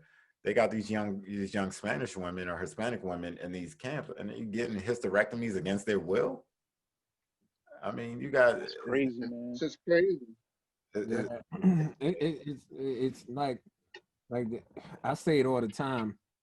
They don't think that we're smart enough the media and just the mainstream period don't think that we're smart enough to tackle multiple issues at one time. So they'll say, hey, oh, Black Lives Matter. Well, what about all lives? Yeah, we understand that. Oh, what about, you know, this going on over here or that going on over there? Yeah, we would love to concentrate all of that, on all of that, but they feel like, oh, we're gonna do some smoke and mirrors and do this and do that, thinking that we're gonna get distracted and we're not smart enough to tackle multiple issues at one time. So It's a shame. so you guys look, I'm watching CNN right now, and it says Don Lemon. So so it says the president is trying to shake your faith in our election. Don't let him scare you. Don't let him take your power away from you. Now see, this is the shit that like really baffles me. But if I turn it on Fox, you get a whole nother narrative. Oh yeah. You know what I'm saying? So it's Mhm. like, where do you go? Yeah. What do you do? Agenda. So whichever side you lean on is what side you're gonna focus on. You're gonna look at CNN and you're gonna base your opinion based on what CNN is saying. But like I say all the time about media, I don't trust any media outlet that's one-sided. No. If you're one-sided on any side, I don't trust you at all. I don't trust CNN and I don't trust Fox, either of them, because they lean to one side consistently. Like I say all the time, have you ever watched CNN and they ever showed a picture of Donald Trump smiling? Ever? Every picture they show of Donald Trump, he has this crazy look on his face and he looks orange every time. And they will never, like, does this man never have a good time with his family? Does this man never like go and play golf and smile? Even when they show him playing golf, he look crazy, and they only do that to mock him. You know what I'm saying? And then the same thing when Obama was president, you turn to Fox, they got him with horns. Mhm. You know what I mean? It was insane. So I don't trust any of those news outlets, man, because they all have agendas, and as long as they're going to be part of the puppet mastery, then I can't fuck with them. I'm gonna start watching BBC. Yeah, now I like to. BBC I ain't gonna lie, I be reading Breitbart sometimes and shit. Yeah, You know what I mean? and Yeah, Vice. cause they be wild. They be wild with it, yo. They be going like the Mexicans are coming to kill us all. That should be so crazy to me. That shit is so What funny, the man. I'm Yeah. telling you. Breitbart. They be talking about all these cartel, cause I'm like, look at America though. Like, who the fuck want to come here? All these killings in America. You know what I mean? Like, come on. And that's the thing, and that's why I tell people. That's why I really don't watch Fox News. I don't really watch CNN either. I might read something. If something pops up, I'll read it on. If it's from Fox, I'll read it. And because like I said, I'm not big and deep into political shit, but I like to, keep myself informed of certain things. So I'll read something on Fox. I'll read something from CNN, MSNBC. But truth be told, like I said, Vice, if you get a chance, I love Vice. I'll give Vice all the credit. I'll sit and I'll watch Vice because Vice is going to give it to you. I binge the hell out of Vice. Yeah, I used to watch that a lot, man. Yeah. It's good. Vice is good. Vice will give it to you in a way that you'll understand it. They're not necessarily, I like it because they'll give you the information and they're not trying to, at least in my eyes, they're not trying to sway you one way or the other. To me, it's like, here's the information. You do with it whatever you feel you need to do with it. And that's why I prefer Vice over Vice is like, they have people on the ground. They have boots on the ground. Like when that Beirut thing blew up, they went straight to Beirut in Lebanon, and they were interviewing people how the people went against the government because the government was supposedly, hoarding this gas or whatever, blew up, and they went and flipped the shit. Yes, they did, man. They did. And so Vice went, so Vice went to Lebanon and was like interviewing people right after the blast. And I found it fascinating, about them talking to the people right after and why they were mad at the government and what they can do. And the people were actually voicing their opinions about how bad Beirut government and how bad the officials are.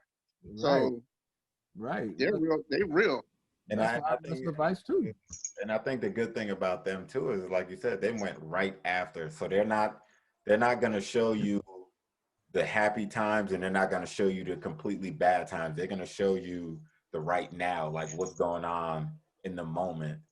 Like you said, versus trying to either, get your sympathy for this or get your sympathy for that. No, they want you to see what the real is. And like I said, here's the information. You do with it Right. you feel you need to do with it. And Right. also, I don't know if y'all see it, I always catch them on Facebook. I don't know what channel they come on in, but the Young Turks, that's another good one too. Oh yeah, I got him. Yeah, Yeah. Young Turks. Yeah, it's amazing. Yeah, Young It's Turks. amazing Yeah. what they do. Yeah, Are it's they on definitely YouTube? amazing. Nah, Yeah. they on Facebook. I see them on Facebook. I don't know what they on though. Yeah, I'll look it up and I'll send it to you too, Los. But I always find them on Facebook. But the Young Turks, they're good too. Is it a couple brothers or what's the dynamic of them? Hey, white. It's like a group of women, black women. Yeah, It's everybody. White man, black man. It's a coalition. It's just a group of, Middle East. I think they even have a Middle Eastern guy that sits at the desk from time to time. I mean, it's just a group of people that they're similar, and they're similar to Vice, but they don't, really fall one way or the other like CNN and Fox and all of I them. just love it, man. I love it. I like the fact that like you said, they going on the scene and they going to they're going to get the word from the horse's mouth. That's a fact. Like they'll talk about women's liberation in Saudi Arabia. They're not going to be reporting live from New York City. Like they went to Saudi Arabia and talked to the crown prince. Like dudes can't even get an interview with that. CNN can't get an interview with the crown prince. Like they talked to like the number 3 head of Al Qaeda or some shit. I was like, how the fuck do they get these people on the phone? Number 1. Like, how do you talk to the number 3, the top tier members of Al Qaeda? How? But CNN and Fox will serve it up as if you go in there, they're gonna chop your head off and have you on video. Scare tactics. But a woman will walk in there and talk to them. You gotta, what I mean, they use all of the back channels. They're not scared. They're not going to the embassy to hold a conversation. Like I said, they're gonna put the boots on the ground. They're gonna be where, in the middle of the protesters, that, that's who they're gonna go talk to. They don't want to talk to somebody that, that's trained in political, or somebody that's trained in with savvy media training, that know the right words to use here and there. No, they, like I said, they're gonna come talk to us. Right. That's who they're gonna come talk to. Man, I appreciate that, man. I've always appreciated that. And that's what we need. I mean, that's what we need. Even with, like I said, I'm gonna keep straying back to this Breonna Taylor thing, because, like I said, the shit that it just doesn't sit right. And like I said, I don't know if y'all pay attention to it like I do, but if you pay attention to it, they're trying to divide Black men and Black women with that nonsense too, where they're pushing the narrative now of Black men aren't protecting Black women. And Yeah, that's true, man.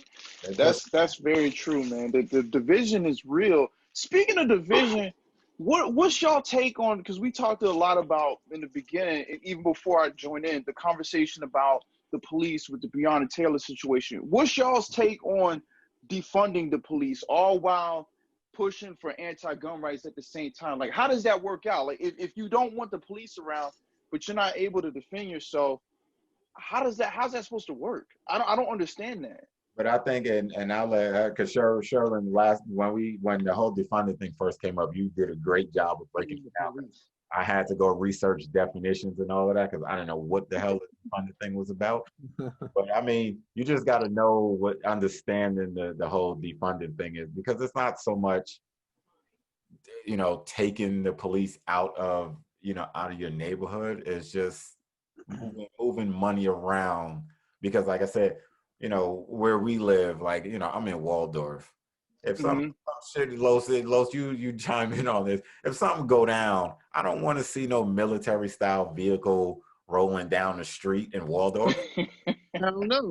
Like, what the fuck? Like, why do we need that out here in Waldorf? If it's no, you You're know, gonna bring my property house value down. yeah, you know, Okay. You know what I mean? That's all it is just reallocating, you know, the funds to something else. Like I said, instead of giving, you know, I don't know, I'm gonna just throw a number. Let's say instead of giving $1 million to buy military style body armor for the police, why the hell do they need military style body armor in, you know, where we are, or you know, in Atlanta? I mean, unless you in, like I said, if you're in the Middle East somewhere or something like that, I get that. But here in Waldorf, no, they don't need military style body armor.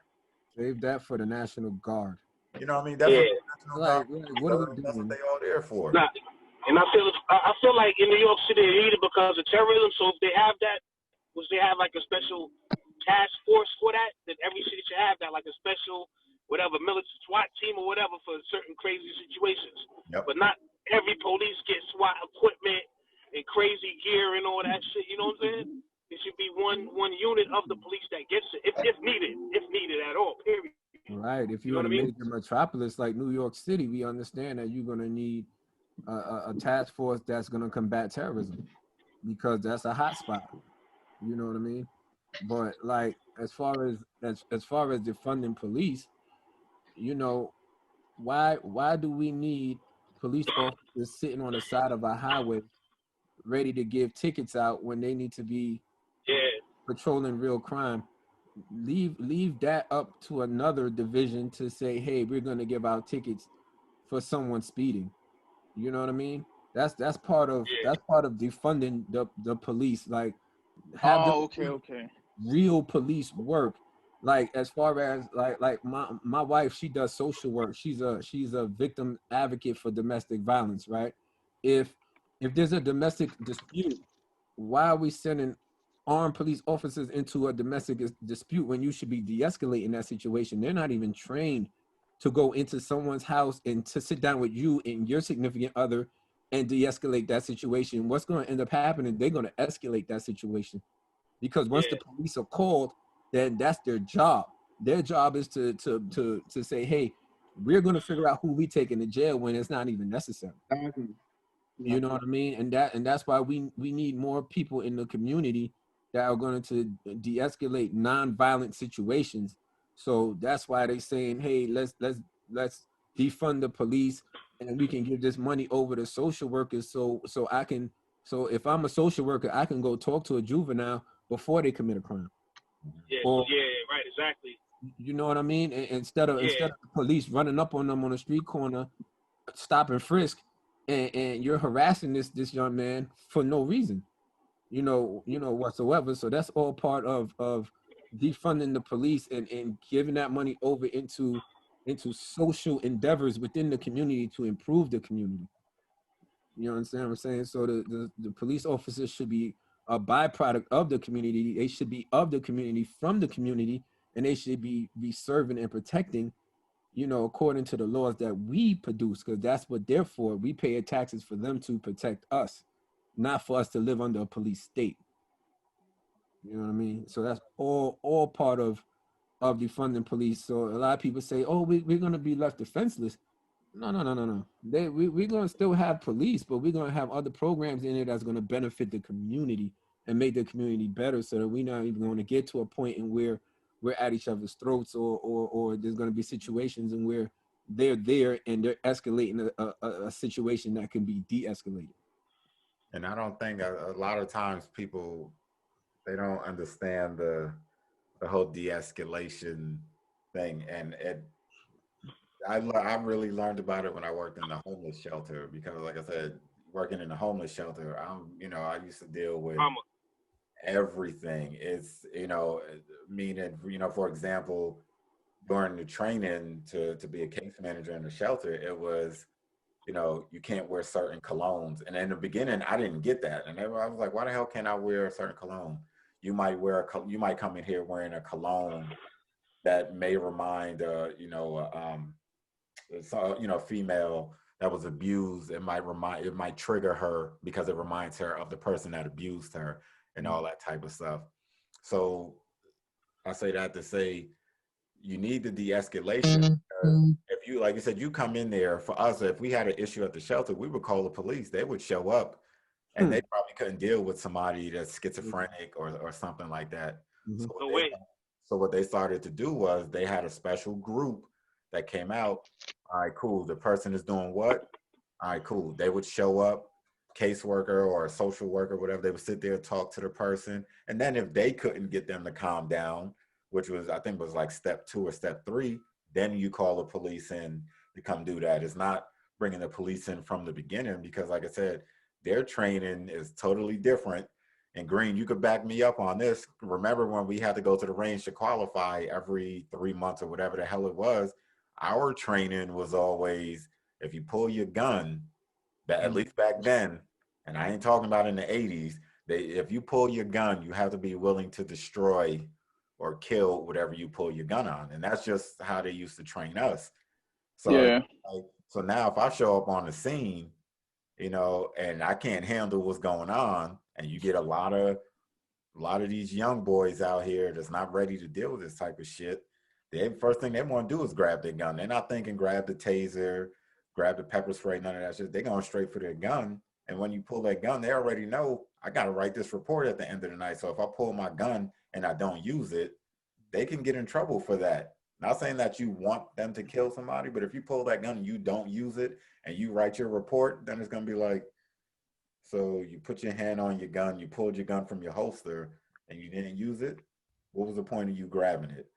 Right. You know what I mean? And so, like you said, you need that de-escalation, you know, because everybody showing up on the scene is not, you know, is not worthy of dealing with that situation. And they're not even trained in that manner. Like if you think about the young man that was naked in the street, what part of New York was that, Sion? What a dude. Rochester. That's a classic example of police officers not being trained to handle. This man is naked. That's disrespectful, my nigga. Like, I mean, just putting the hoodie over his head though, whatever he doing, like you don't do that shit to a nigga on the street. He's not in the precinct. You know what I'm saying? Right. This man is in the street right now. Right. Like what happened? This man is naked, and he was clearly mentally challenged, and he was under the influence. He's walking in the street naked. His family called the police for help to say, hey, my brother is mentally challenged and he may be intoxicated or on some type of drug. We need y'all to help to de-escalate the situation and calm him down. Big mistake. The police came and they detained this man. He's literally butt naked. It's snowing. They get him down on the ground. They put the spit sock over his head, and he dies from asphyxiation or strangulation. Yeah, he died in police custody from asphyxiation, strangulation. That was the autopsy report. Now, they went to this full extent to restrain a man who was not only unarmed, but he was naked. So when I just saw on a news program, a social worker was saying, see, that's a classic example where a social worker or someone trained in that area needs to come out to that scene and be able to break it down and let the officer know, hey, this man has schizophrenia or he having a psychotic episode. We need to make sure that get him a blanket at least. It's snowing. He's naked on the ground. Get him a blanket and calm him down before you. But instead, they escalated this man in this situation to the point where he was irate and they put a spit sock over his head and he died from strangulation, bro. And the sad part is, like, when you put in tough situations like that, you're just going to revert to how you've been trained, and that training may not even your training may not even fit the what's going on, but because you've been trained, it's just like, all right, I don't have control of the situation. What am I going to do next? Chokehold, baton, whatever. You may not even need the baton. Like I said, he's cuffed and he's sitting butt ass naked on the ground, and you still feel the need to put the spit mask. Because my thing is, if he's handcuffed and he's on the ground and he's spitting, wouldn't it make sense for you to stand behind him? Yeah, exactly. Move away. gonna stand in front of him and let him spit on you? Right now, let me ask you this, Ringo. So you mentioned how it was back in the day for us training as guards. Remember back in the day we had what was his name? What was our not captain, the manager's name? What was his name? Rich. Mudge, Rich. Remember Mudge and Rich. They would once in a while they would invite the cops over to the skiff or whatever, like, or the sock, and we would talk with them and stuff. We was making more money than them. So okay, when I think about that, it's like, all right, so couldn't they train these policemen to handle situations better, give them better training? Since if they have all this money for, like you said, military grade shit, why can't that money be reallocated to better training to deal with real people? Why can't the money go to that? Yeah. I don't think they want. Exactly. I don't think they want that. It's just the money's been flowing this way for all these years. Yeah. Don't spend that on more training. You know, keep that money in the pot for overtime. Keep that money in the pot for new cars, new trucks. Yeah. Like, they definitely don't want that because it's required for them to go to college to have at least an associate's degree. So why are you not training like at least some kind of psychology or whatever classes or law enforcement classes or whatever? You know what I mean? Yeah. If you have to if the minimum requirement, you can't be a police officer without an associate's degree, supposedly. You know what I mean? Yeah, that's a conversation. Why they not training in? Yeah, that's a conversation that definitely needs to be had, because just the word defunding, just the phrase defunding police is like offensive. People think like, oh, they getting rid of police. Like, who the fuck gonna get rid of the police? Are you crazy? Right. Who's doing that? You just got to think about who's leading that charge when they, because like I said, until I, dug into it and we had that conversation when we were up here, was that a month or two ago? Right. And we were talking about defunding, because when I heard defunding the police, my first thought was, damn, they're going to shut the police down? Like, what the hell are we going to do? Right. To be honest, that's the first thing that popped into my head. I'm just like, look, I'm all for getting them to stop killing us, but I'm just like, I don't know if I necessarily want them completely gone. Right. Like I said, when you have the, and I gotta put my air quotes in this one, when you have the leader of the free world playing boogeyman games with those that don't like to read or just don't want to read, saying they want to defund the police, they want to take the police out your communities. Now, when this is coming from a person in the White House telling you these boogeyman stories, who's going to argue against that? That's all you're hearing. It's like, well, if he's in the White House and he's telling me that they're going to take the police from us, why would he lie to me about it? And that's just what it is. So that it would make more sense for people to just educate themselves on it. That's the best thing to do for the defunding, because I guarantee you still have people out here that believe if they defund the police, there's going to be no more police in the in the neighborhood, which is bullshit. Right. And the funny thing is, the people who are most offended by the term or the phrase or even the thought of defunding police are the people who have the least interaction with police. Mm-hmm.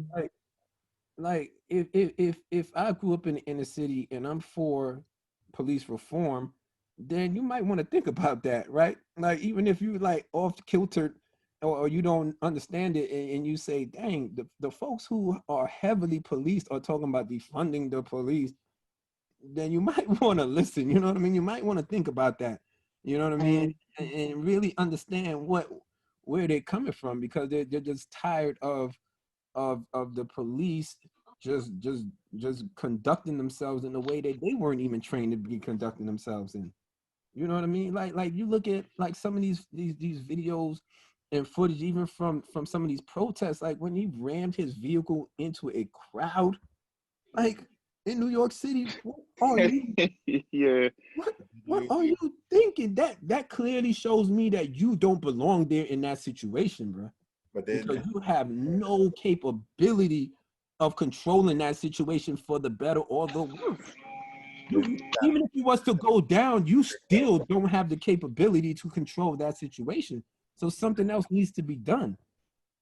And it's just, I mean, but you got to see the new video, and I'm gonna learn how to share my screen and all of that shit on here because I just haven't sat down long enough with Zoom. Only time I get on Zoom is when we do this. So, but I'm gonna learn how to use this shared screen shit. But you got to see the new video, and if I'm not mistaken, it was from last night.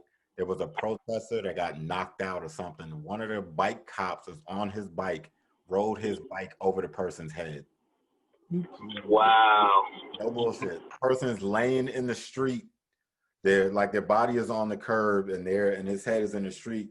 The cop kind of swerved or did something and aimed towards the person and rode his bike over the person's head.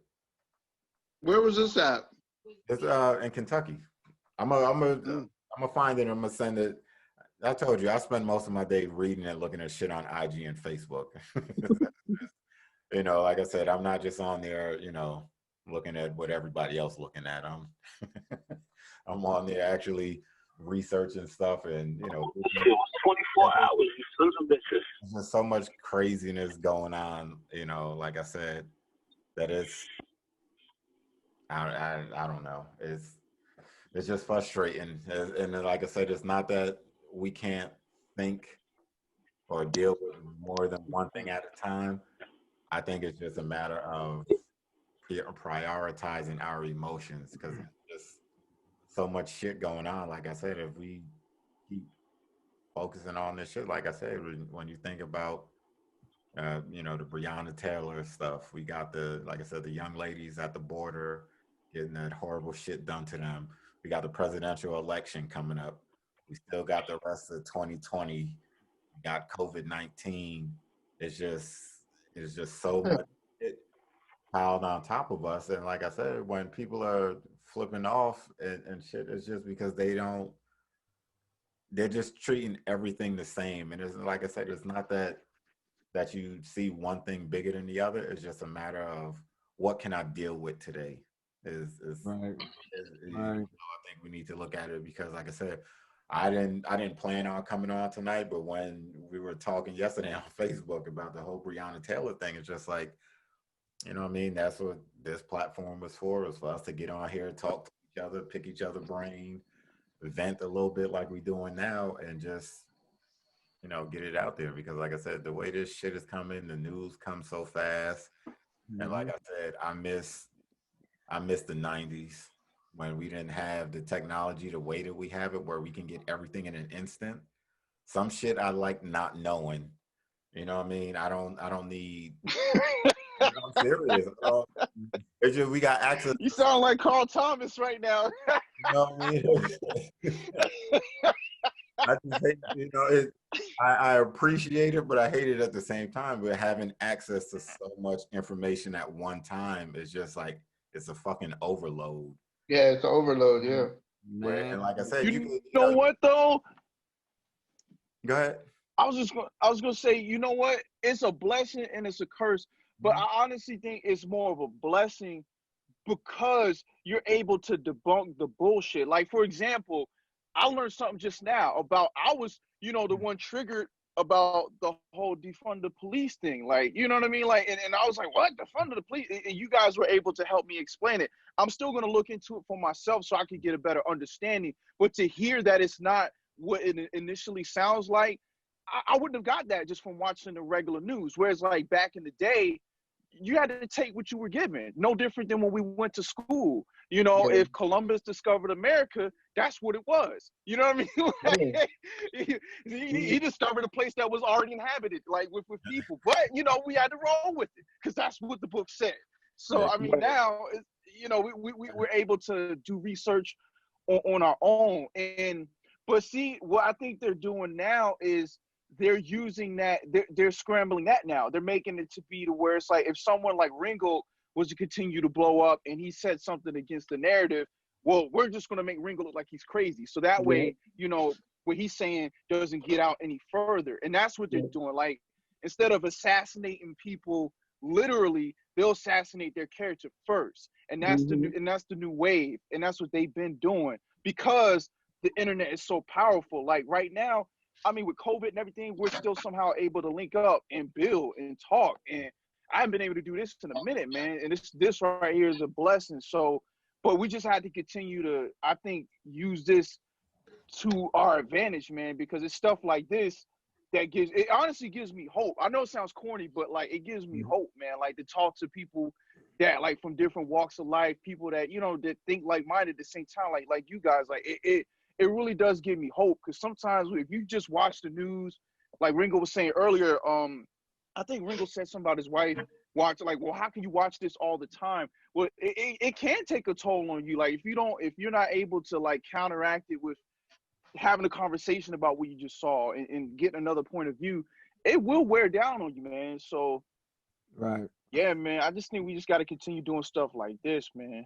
Hey, Ringo, man, don't stop, brother. You keep going, man. You're doing a hell of a job, bro. I know. I'm gonna keep it going. I was about to tell Green. Green, I'll give you a quick story. The rest of the people on, you know, everybody else heard this already. When I started this, it wasn't to, you know, to record it and do a show with it like it turned out like we're doing now. Initially, it was just for me to get in contact with my cousins and my boys, you know, because like Sherwin, you know, like I said, it's my cousin. He lives in Atlanta. Sion's my cousin. He lives in New York. I got a cousin in Jersey, Florida. We're all over the place. So when I started it, it was right after George Floyd.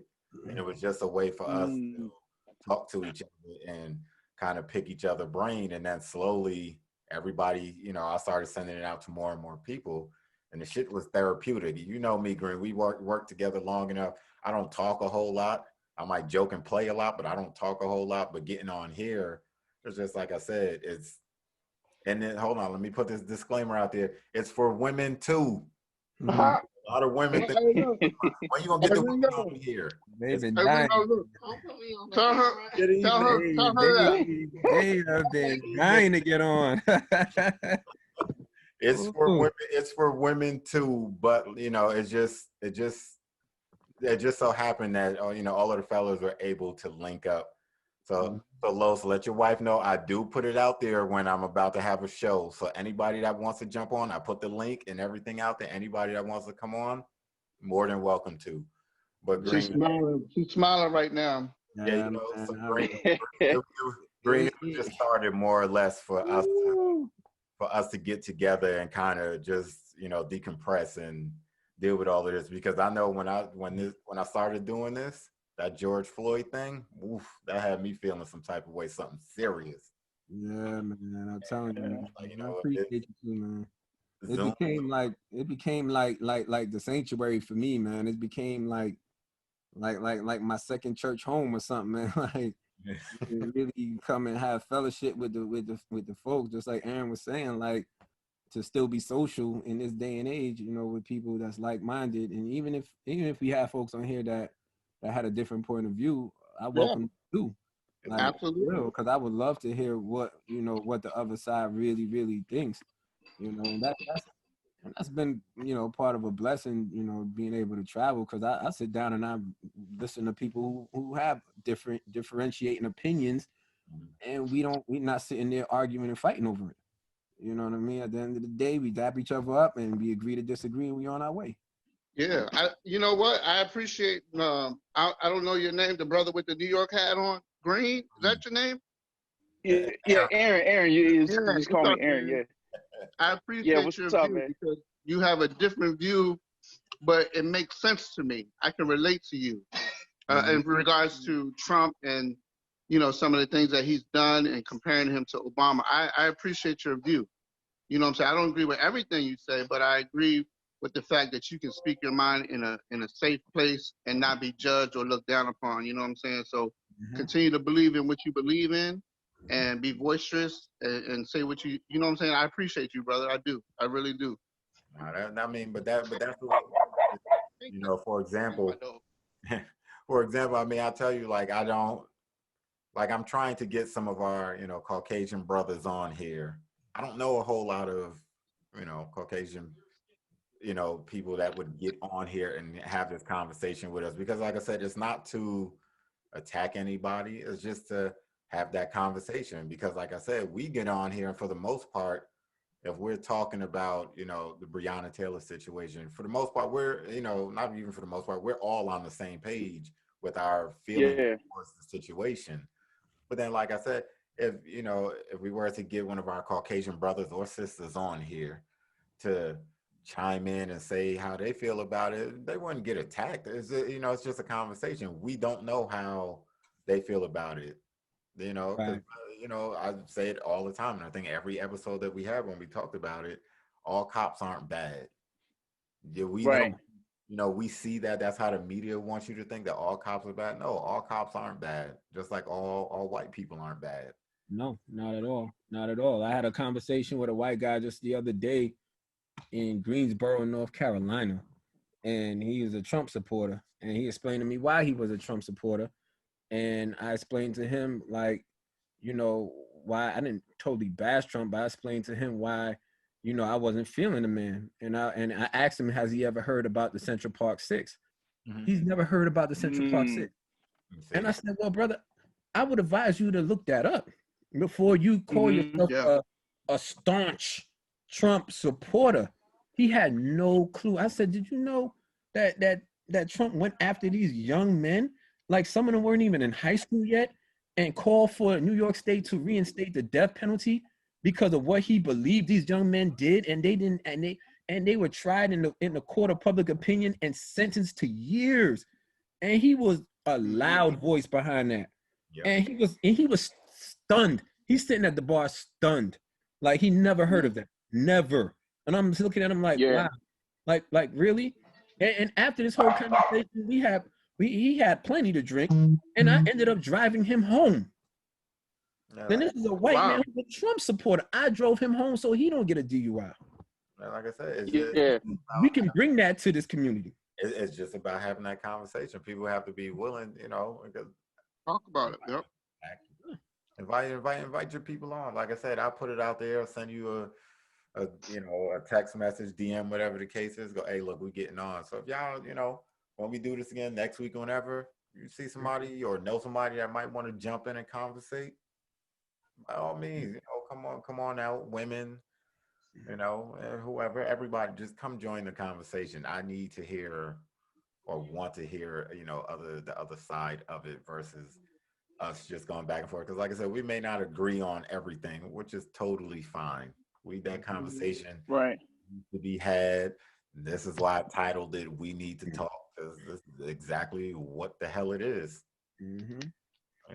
You know what, Ringo? Because we mentioned Mudge's name earlier. He actually does. I haven't watched it yet, but he does like a podcast of his own. I don't know if you follow him on Facebook, but like he's he's white. So I mean, if you could get him in the mix, I think that'd be cool to get another perspective, because he does speak his mind. So I think if you were looking for like another point of view from someone else, he would be.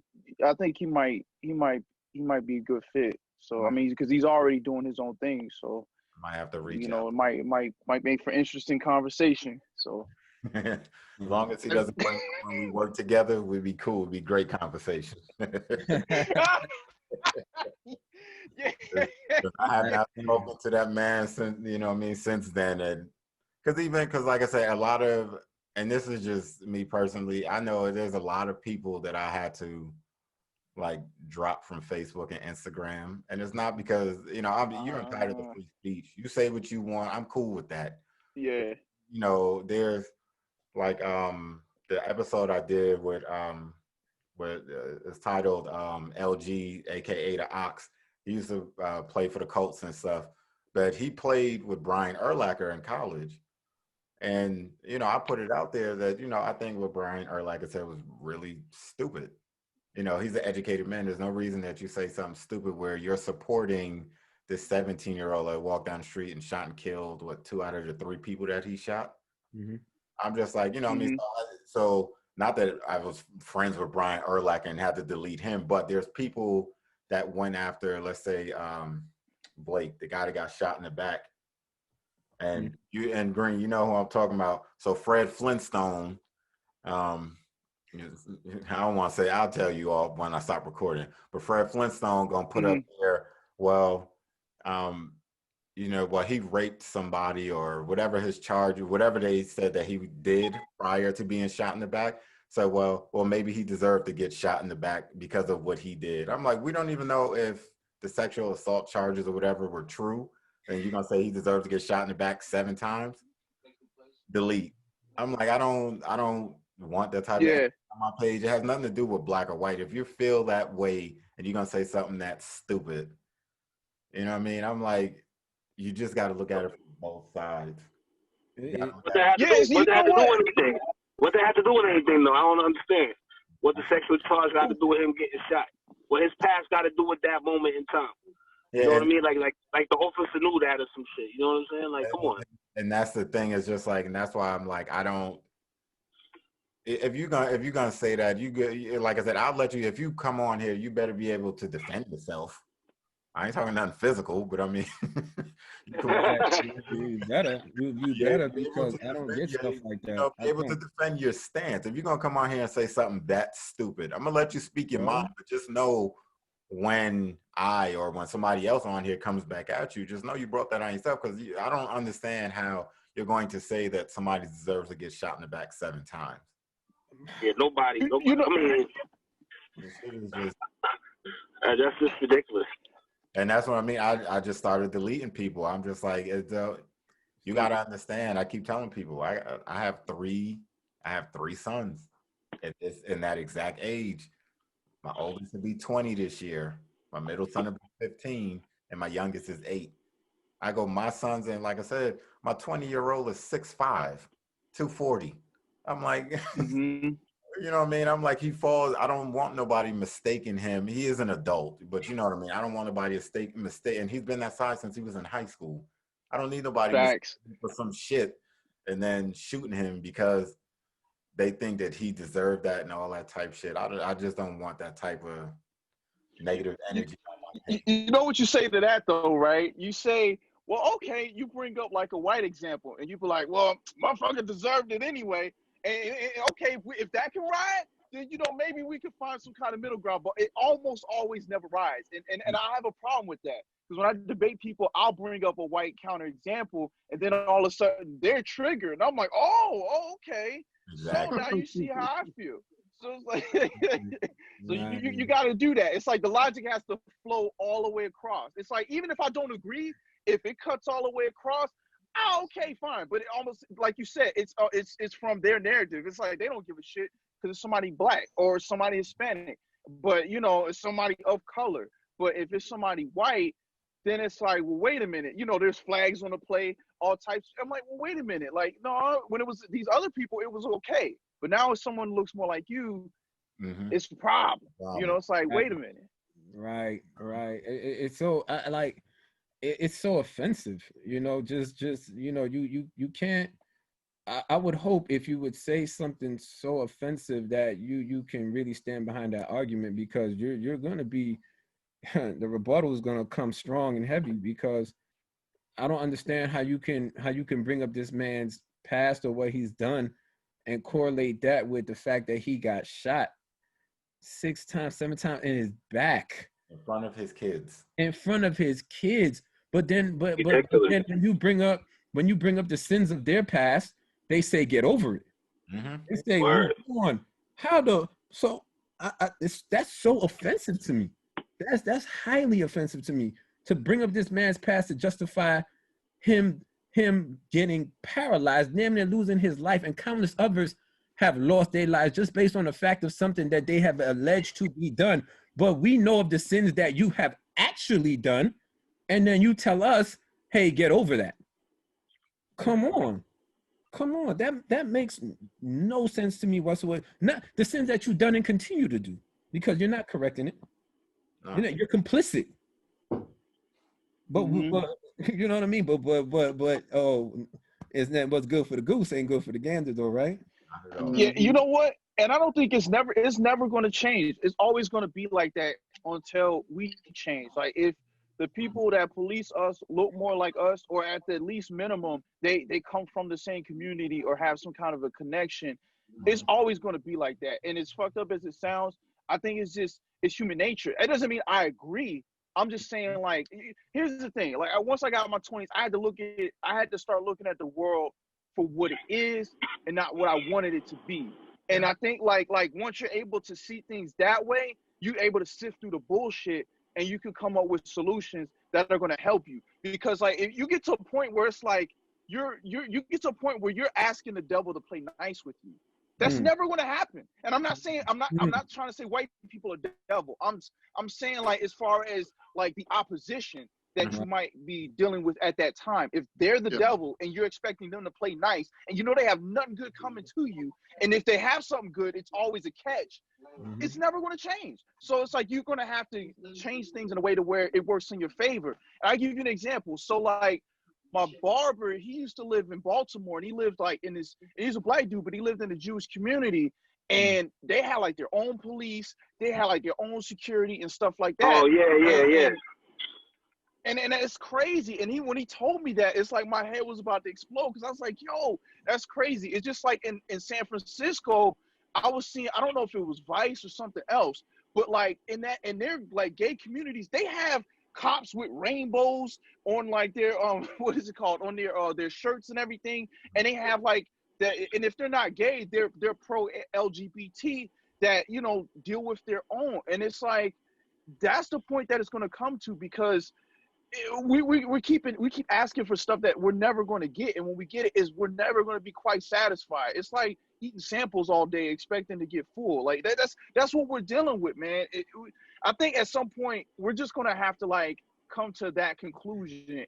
And I'm gonna sign off in a minute, but what I'm going to say is this: like we talked earlier about people that didn't want to vote but then complained about the results. I think the only alternative to that is like if you don't vote, you have to get to a point where you're self-contained. Like you might have like a little Italy or like a Koreatown or Chinatown or something like that. Like there's certain minority groups that they really don't vote in large numbers, but they do control their own situation to the point where it almost doesn't matter. I think if people are not gonna vote, they at least have to like be thinking on that level where it's like, hey, how can I be on some Malcolm X shit where it's like, you know, you control your own situation as much as you can. It's going to have to be one or the two or both, because like just sitting back and just being defeatist, it's not going to work, man. It's only going to get worse. Right. I think a lot of that, and I'm like you, because my laptop going to die, and I'm damn sure not trying to lose this footage. I'm gonna have to cut it up into two separate episodes. I think we've been on here for almost 3 hours. It's gonna be. I think we're coming close to 3 hours. Because, but I'll say this. But it really has to start with us, and this is where I'm gonna put this out there, and everybody can respond. But when I say it has to start with us, it has to start with us supporting and backing our own. And I say that because I was watching, I think it was Rolling Stone or somebody put out, or Times, I think it was, put out the 100 most influential people in 2020. And, you know, everybody on here know, for the most part, especially you, Los, no, I'm a big LeBron fan. But when they're not talking about in sports, they're just talking about all around influential. Would you believe he did not make the list at all? For all, yeah, it just came out. They put out the 100 list of most influential people in 2020. Yeah, I heard about the list. LeBron is not on the list at all. In the top 100? In the top, he's not in the top 100. They got, and it's broken down into different categories. But they have like, and there's no knock to anybody on there, but they have like Patrick Mahomes is on there. The Weeknd is on there. The Weeknd? What the hell he doing? How Patrick Mahomes over LeBron though? I understand. And that's what I'm saying. I'm just like, and that's what I said when I say we have to support our own. I'm not saying you got to be a LeBron fan or anything like that. Right. Think about all you doing shit in the community. Absolutely. Outside of sports, you know, with the school and speaking up and all this other shit. We may not agree with the way that he acts on the court, whatever the case may be. But if you're talking about in terms of the shit that he does with his money and the shit that he does outside for the community, yeah, he does a lot. That's why. Could he not be the most influential list out of 100 people? Wow. You know what he did, right? What do you do? What he did, right? He's talking that shit about China. They had to shut him down. It's like, fucking up that money. like, You fucking up the shut up money. and dribble. They had to shut him down, man. He was fucking the money up. That's why he had to retract his statements, man. They was not trying to hear that shit about Hong Kong, man. China was like, nope. They had to penalize him, man. That's what I personally think. I don't even think it's the Black Lives Matter shit. It's that China shit, bro. That shit is powerful, bro. I mean, I don't want to. It could What be. he say? Hold on. What he say about China? Oh no, this was. Well, he was a couple years criticizing ago, China for a how couple they months were ago. handling A couple the months Hong Kong situation. They Yeah, were, about Hong Kong being free from China or something like that. Oh, okay. yeah, but I mean but that's what I mean when I said we gotta like support. That's our, a whole nother conversation, man. Yeah, boy. We don't have By Amy Morris on Amazon Music. Alexa, stop. Oh, tell her behave. But no, but that's what I mean when I say support because we don't have any leaders out there. And like I said, nowadays people are so caught up in their own shit that LeBron is out in the front, and no, he's not the only one. But you think about his platform, his name, the amount of money that he generates for the NBA and all of these other organizations.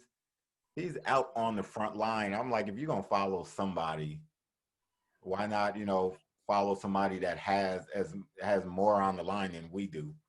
And he's putting his money where his mouth is. He's not just talking shit. I mean, like for example, like what he did. I think I posted it. I sent it to a couple people where in Florida they're paying off. If you have a felony, they're paying off your fines so that you can vote. Yeah. Oh yeah, I heard about that. Yeah. He just put somebody was doing that shit they was talking about. LeBron doing that. Only people. I mean, I know, but somebody else, like a politician or some shit. It was Bloomberg. They said Bloomberg. They put Bloomberg. Yeah, Bloomberg. Yeah, they pissed at Bloomberg for that. Yeah. That's what. That's the story I heard. They were talking about him doing that in Florida. Yeah, they was tight about that. Yeah, because I think they said Bloomberg. I saw Jordan's name come up somewhere and LeBron. I haven't seen anything for sure saying that Jordan did it, but I saw his name pop up. But I'm like, if they're gonna do shit like that, that's the type of shit we need to get behind, because like I said, that's the only way shit gonna change. Because if not, what's going to happen when Farrakhan passes? What's gonna happen when Al Sharpton passes? Jesse Jackson, all them, because they're old, they're long in the tooth, they're not here for another 15, 20 years. So who we got Ben Crump. Ben Crump said Breonna Taylor. But you know what's sad about the whole situation is that if you take a hard look, we don't have anybody. Nope. Literally, like you said, Jesse Jackson, Al Sharpton, Farrakhan are all long in the tooth.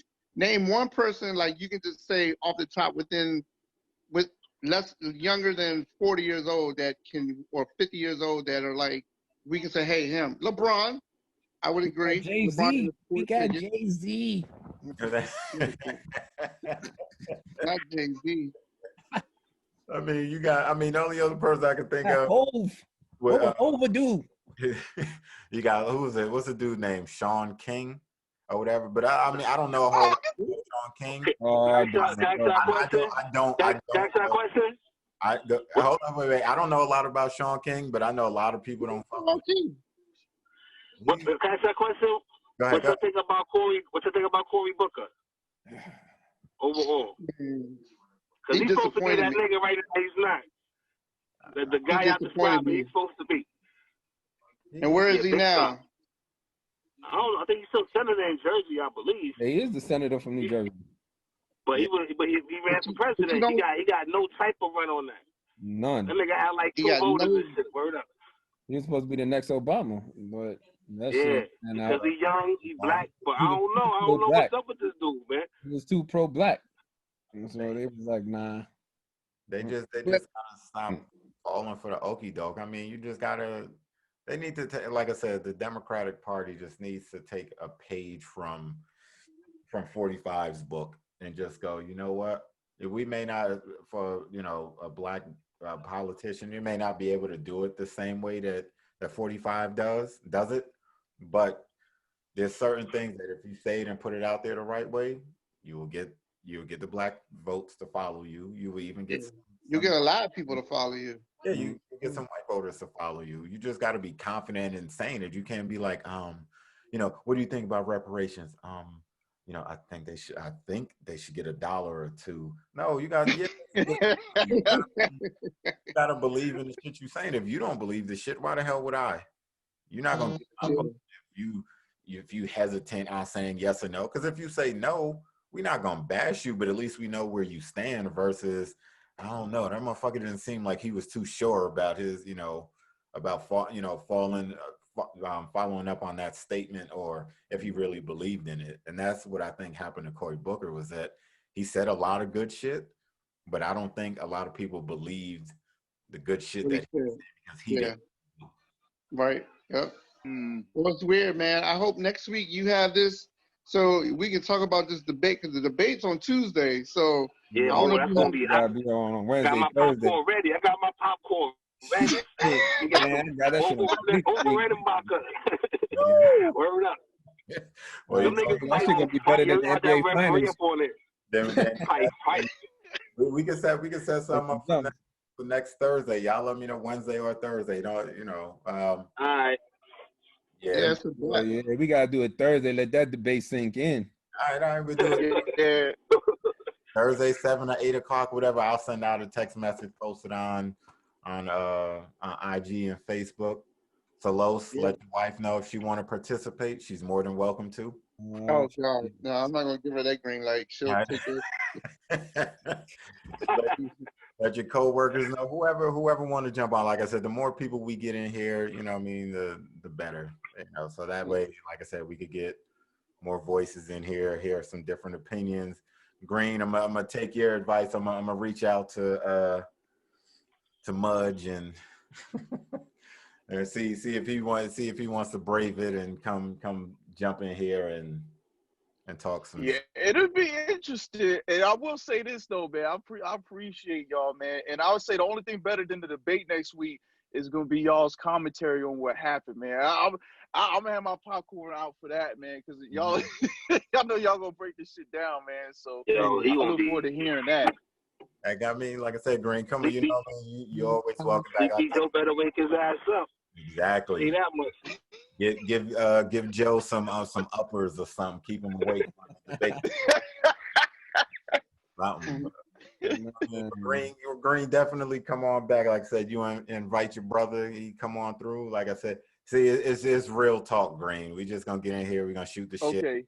Just like the barbershop, the cookout. All we missing is a good spades game or some dominoes. You know what I mean? And we good. Yeah. Don't forget the dice. I got the dice. Oh, the dice.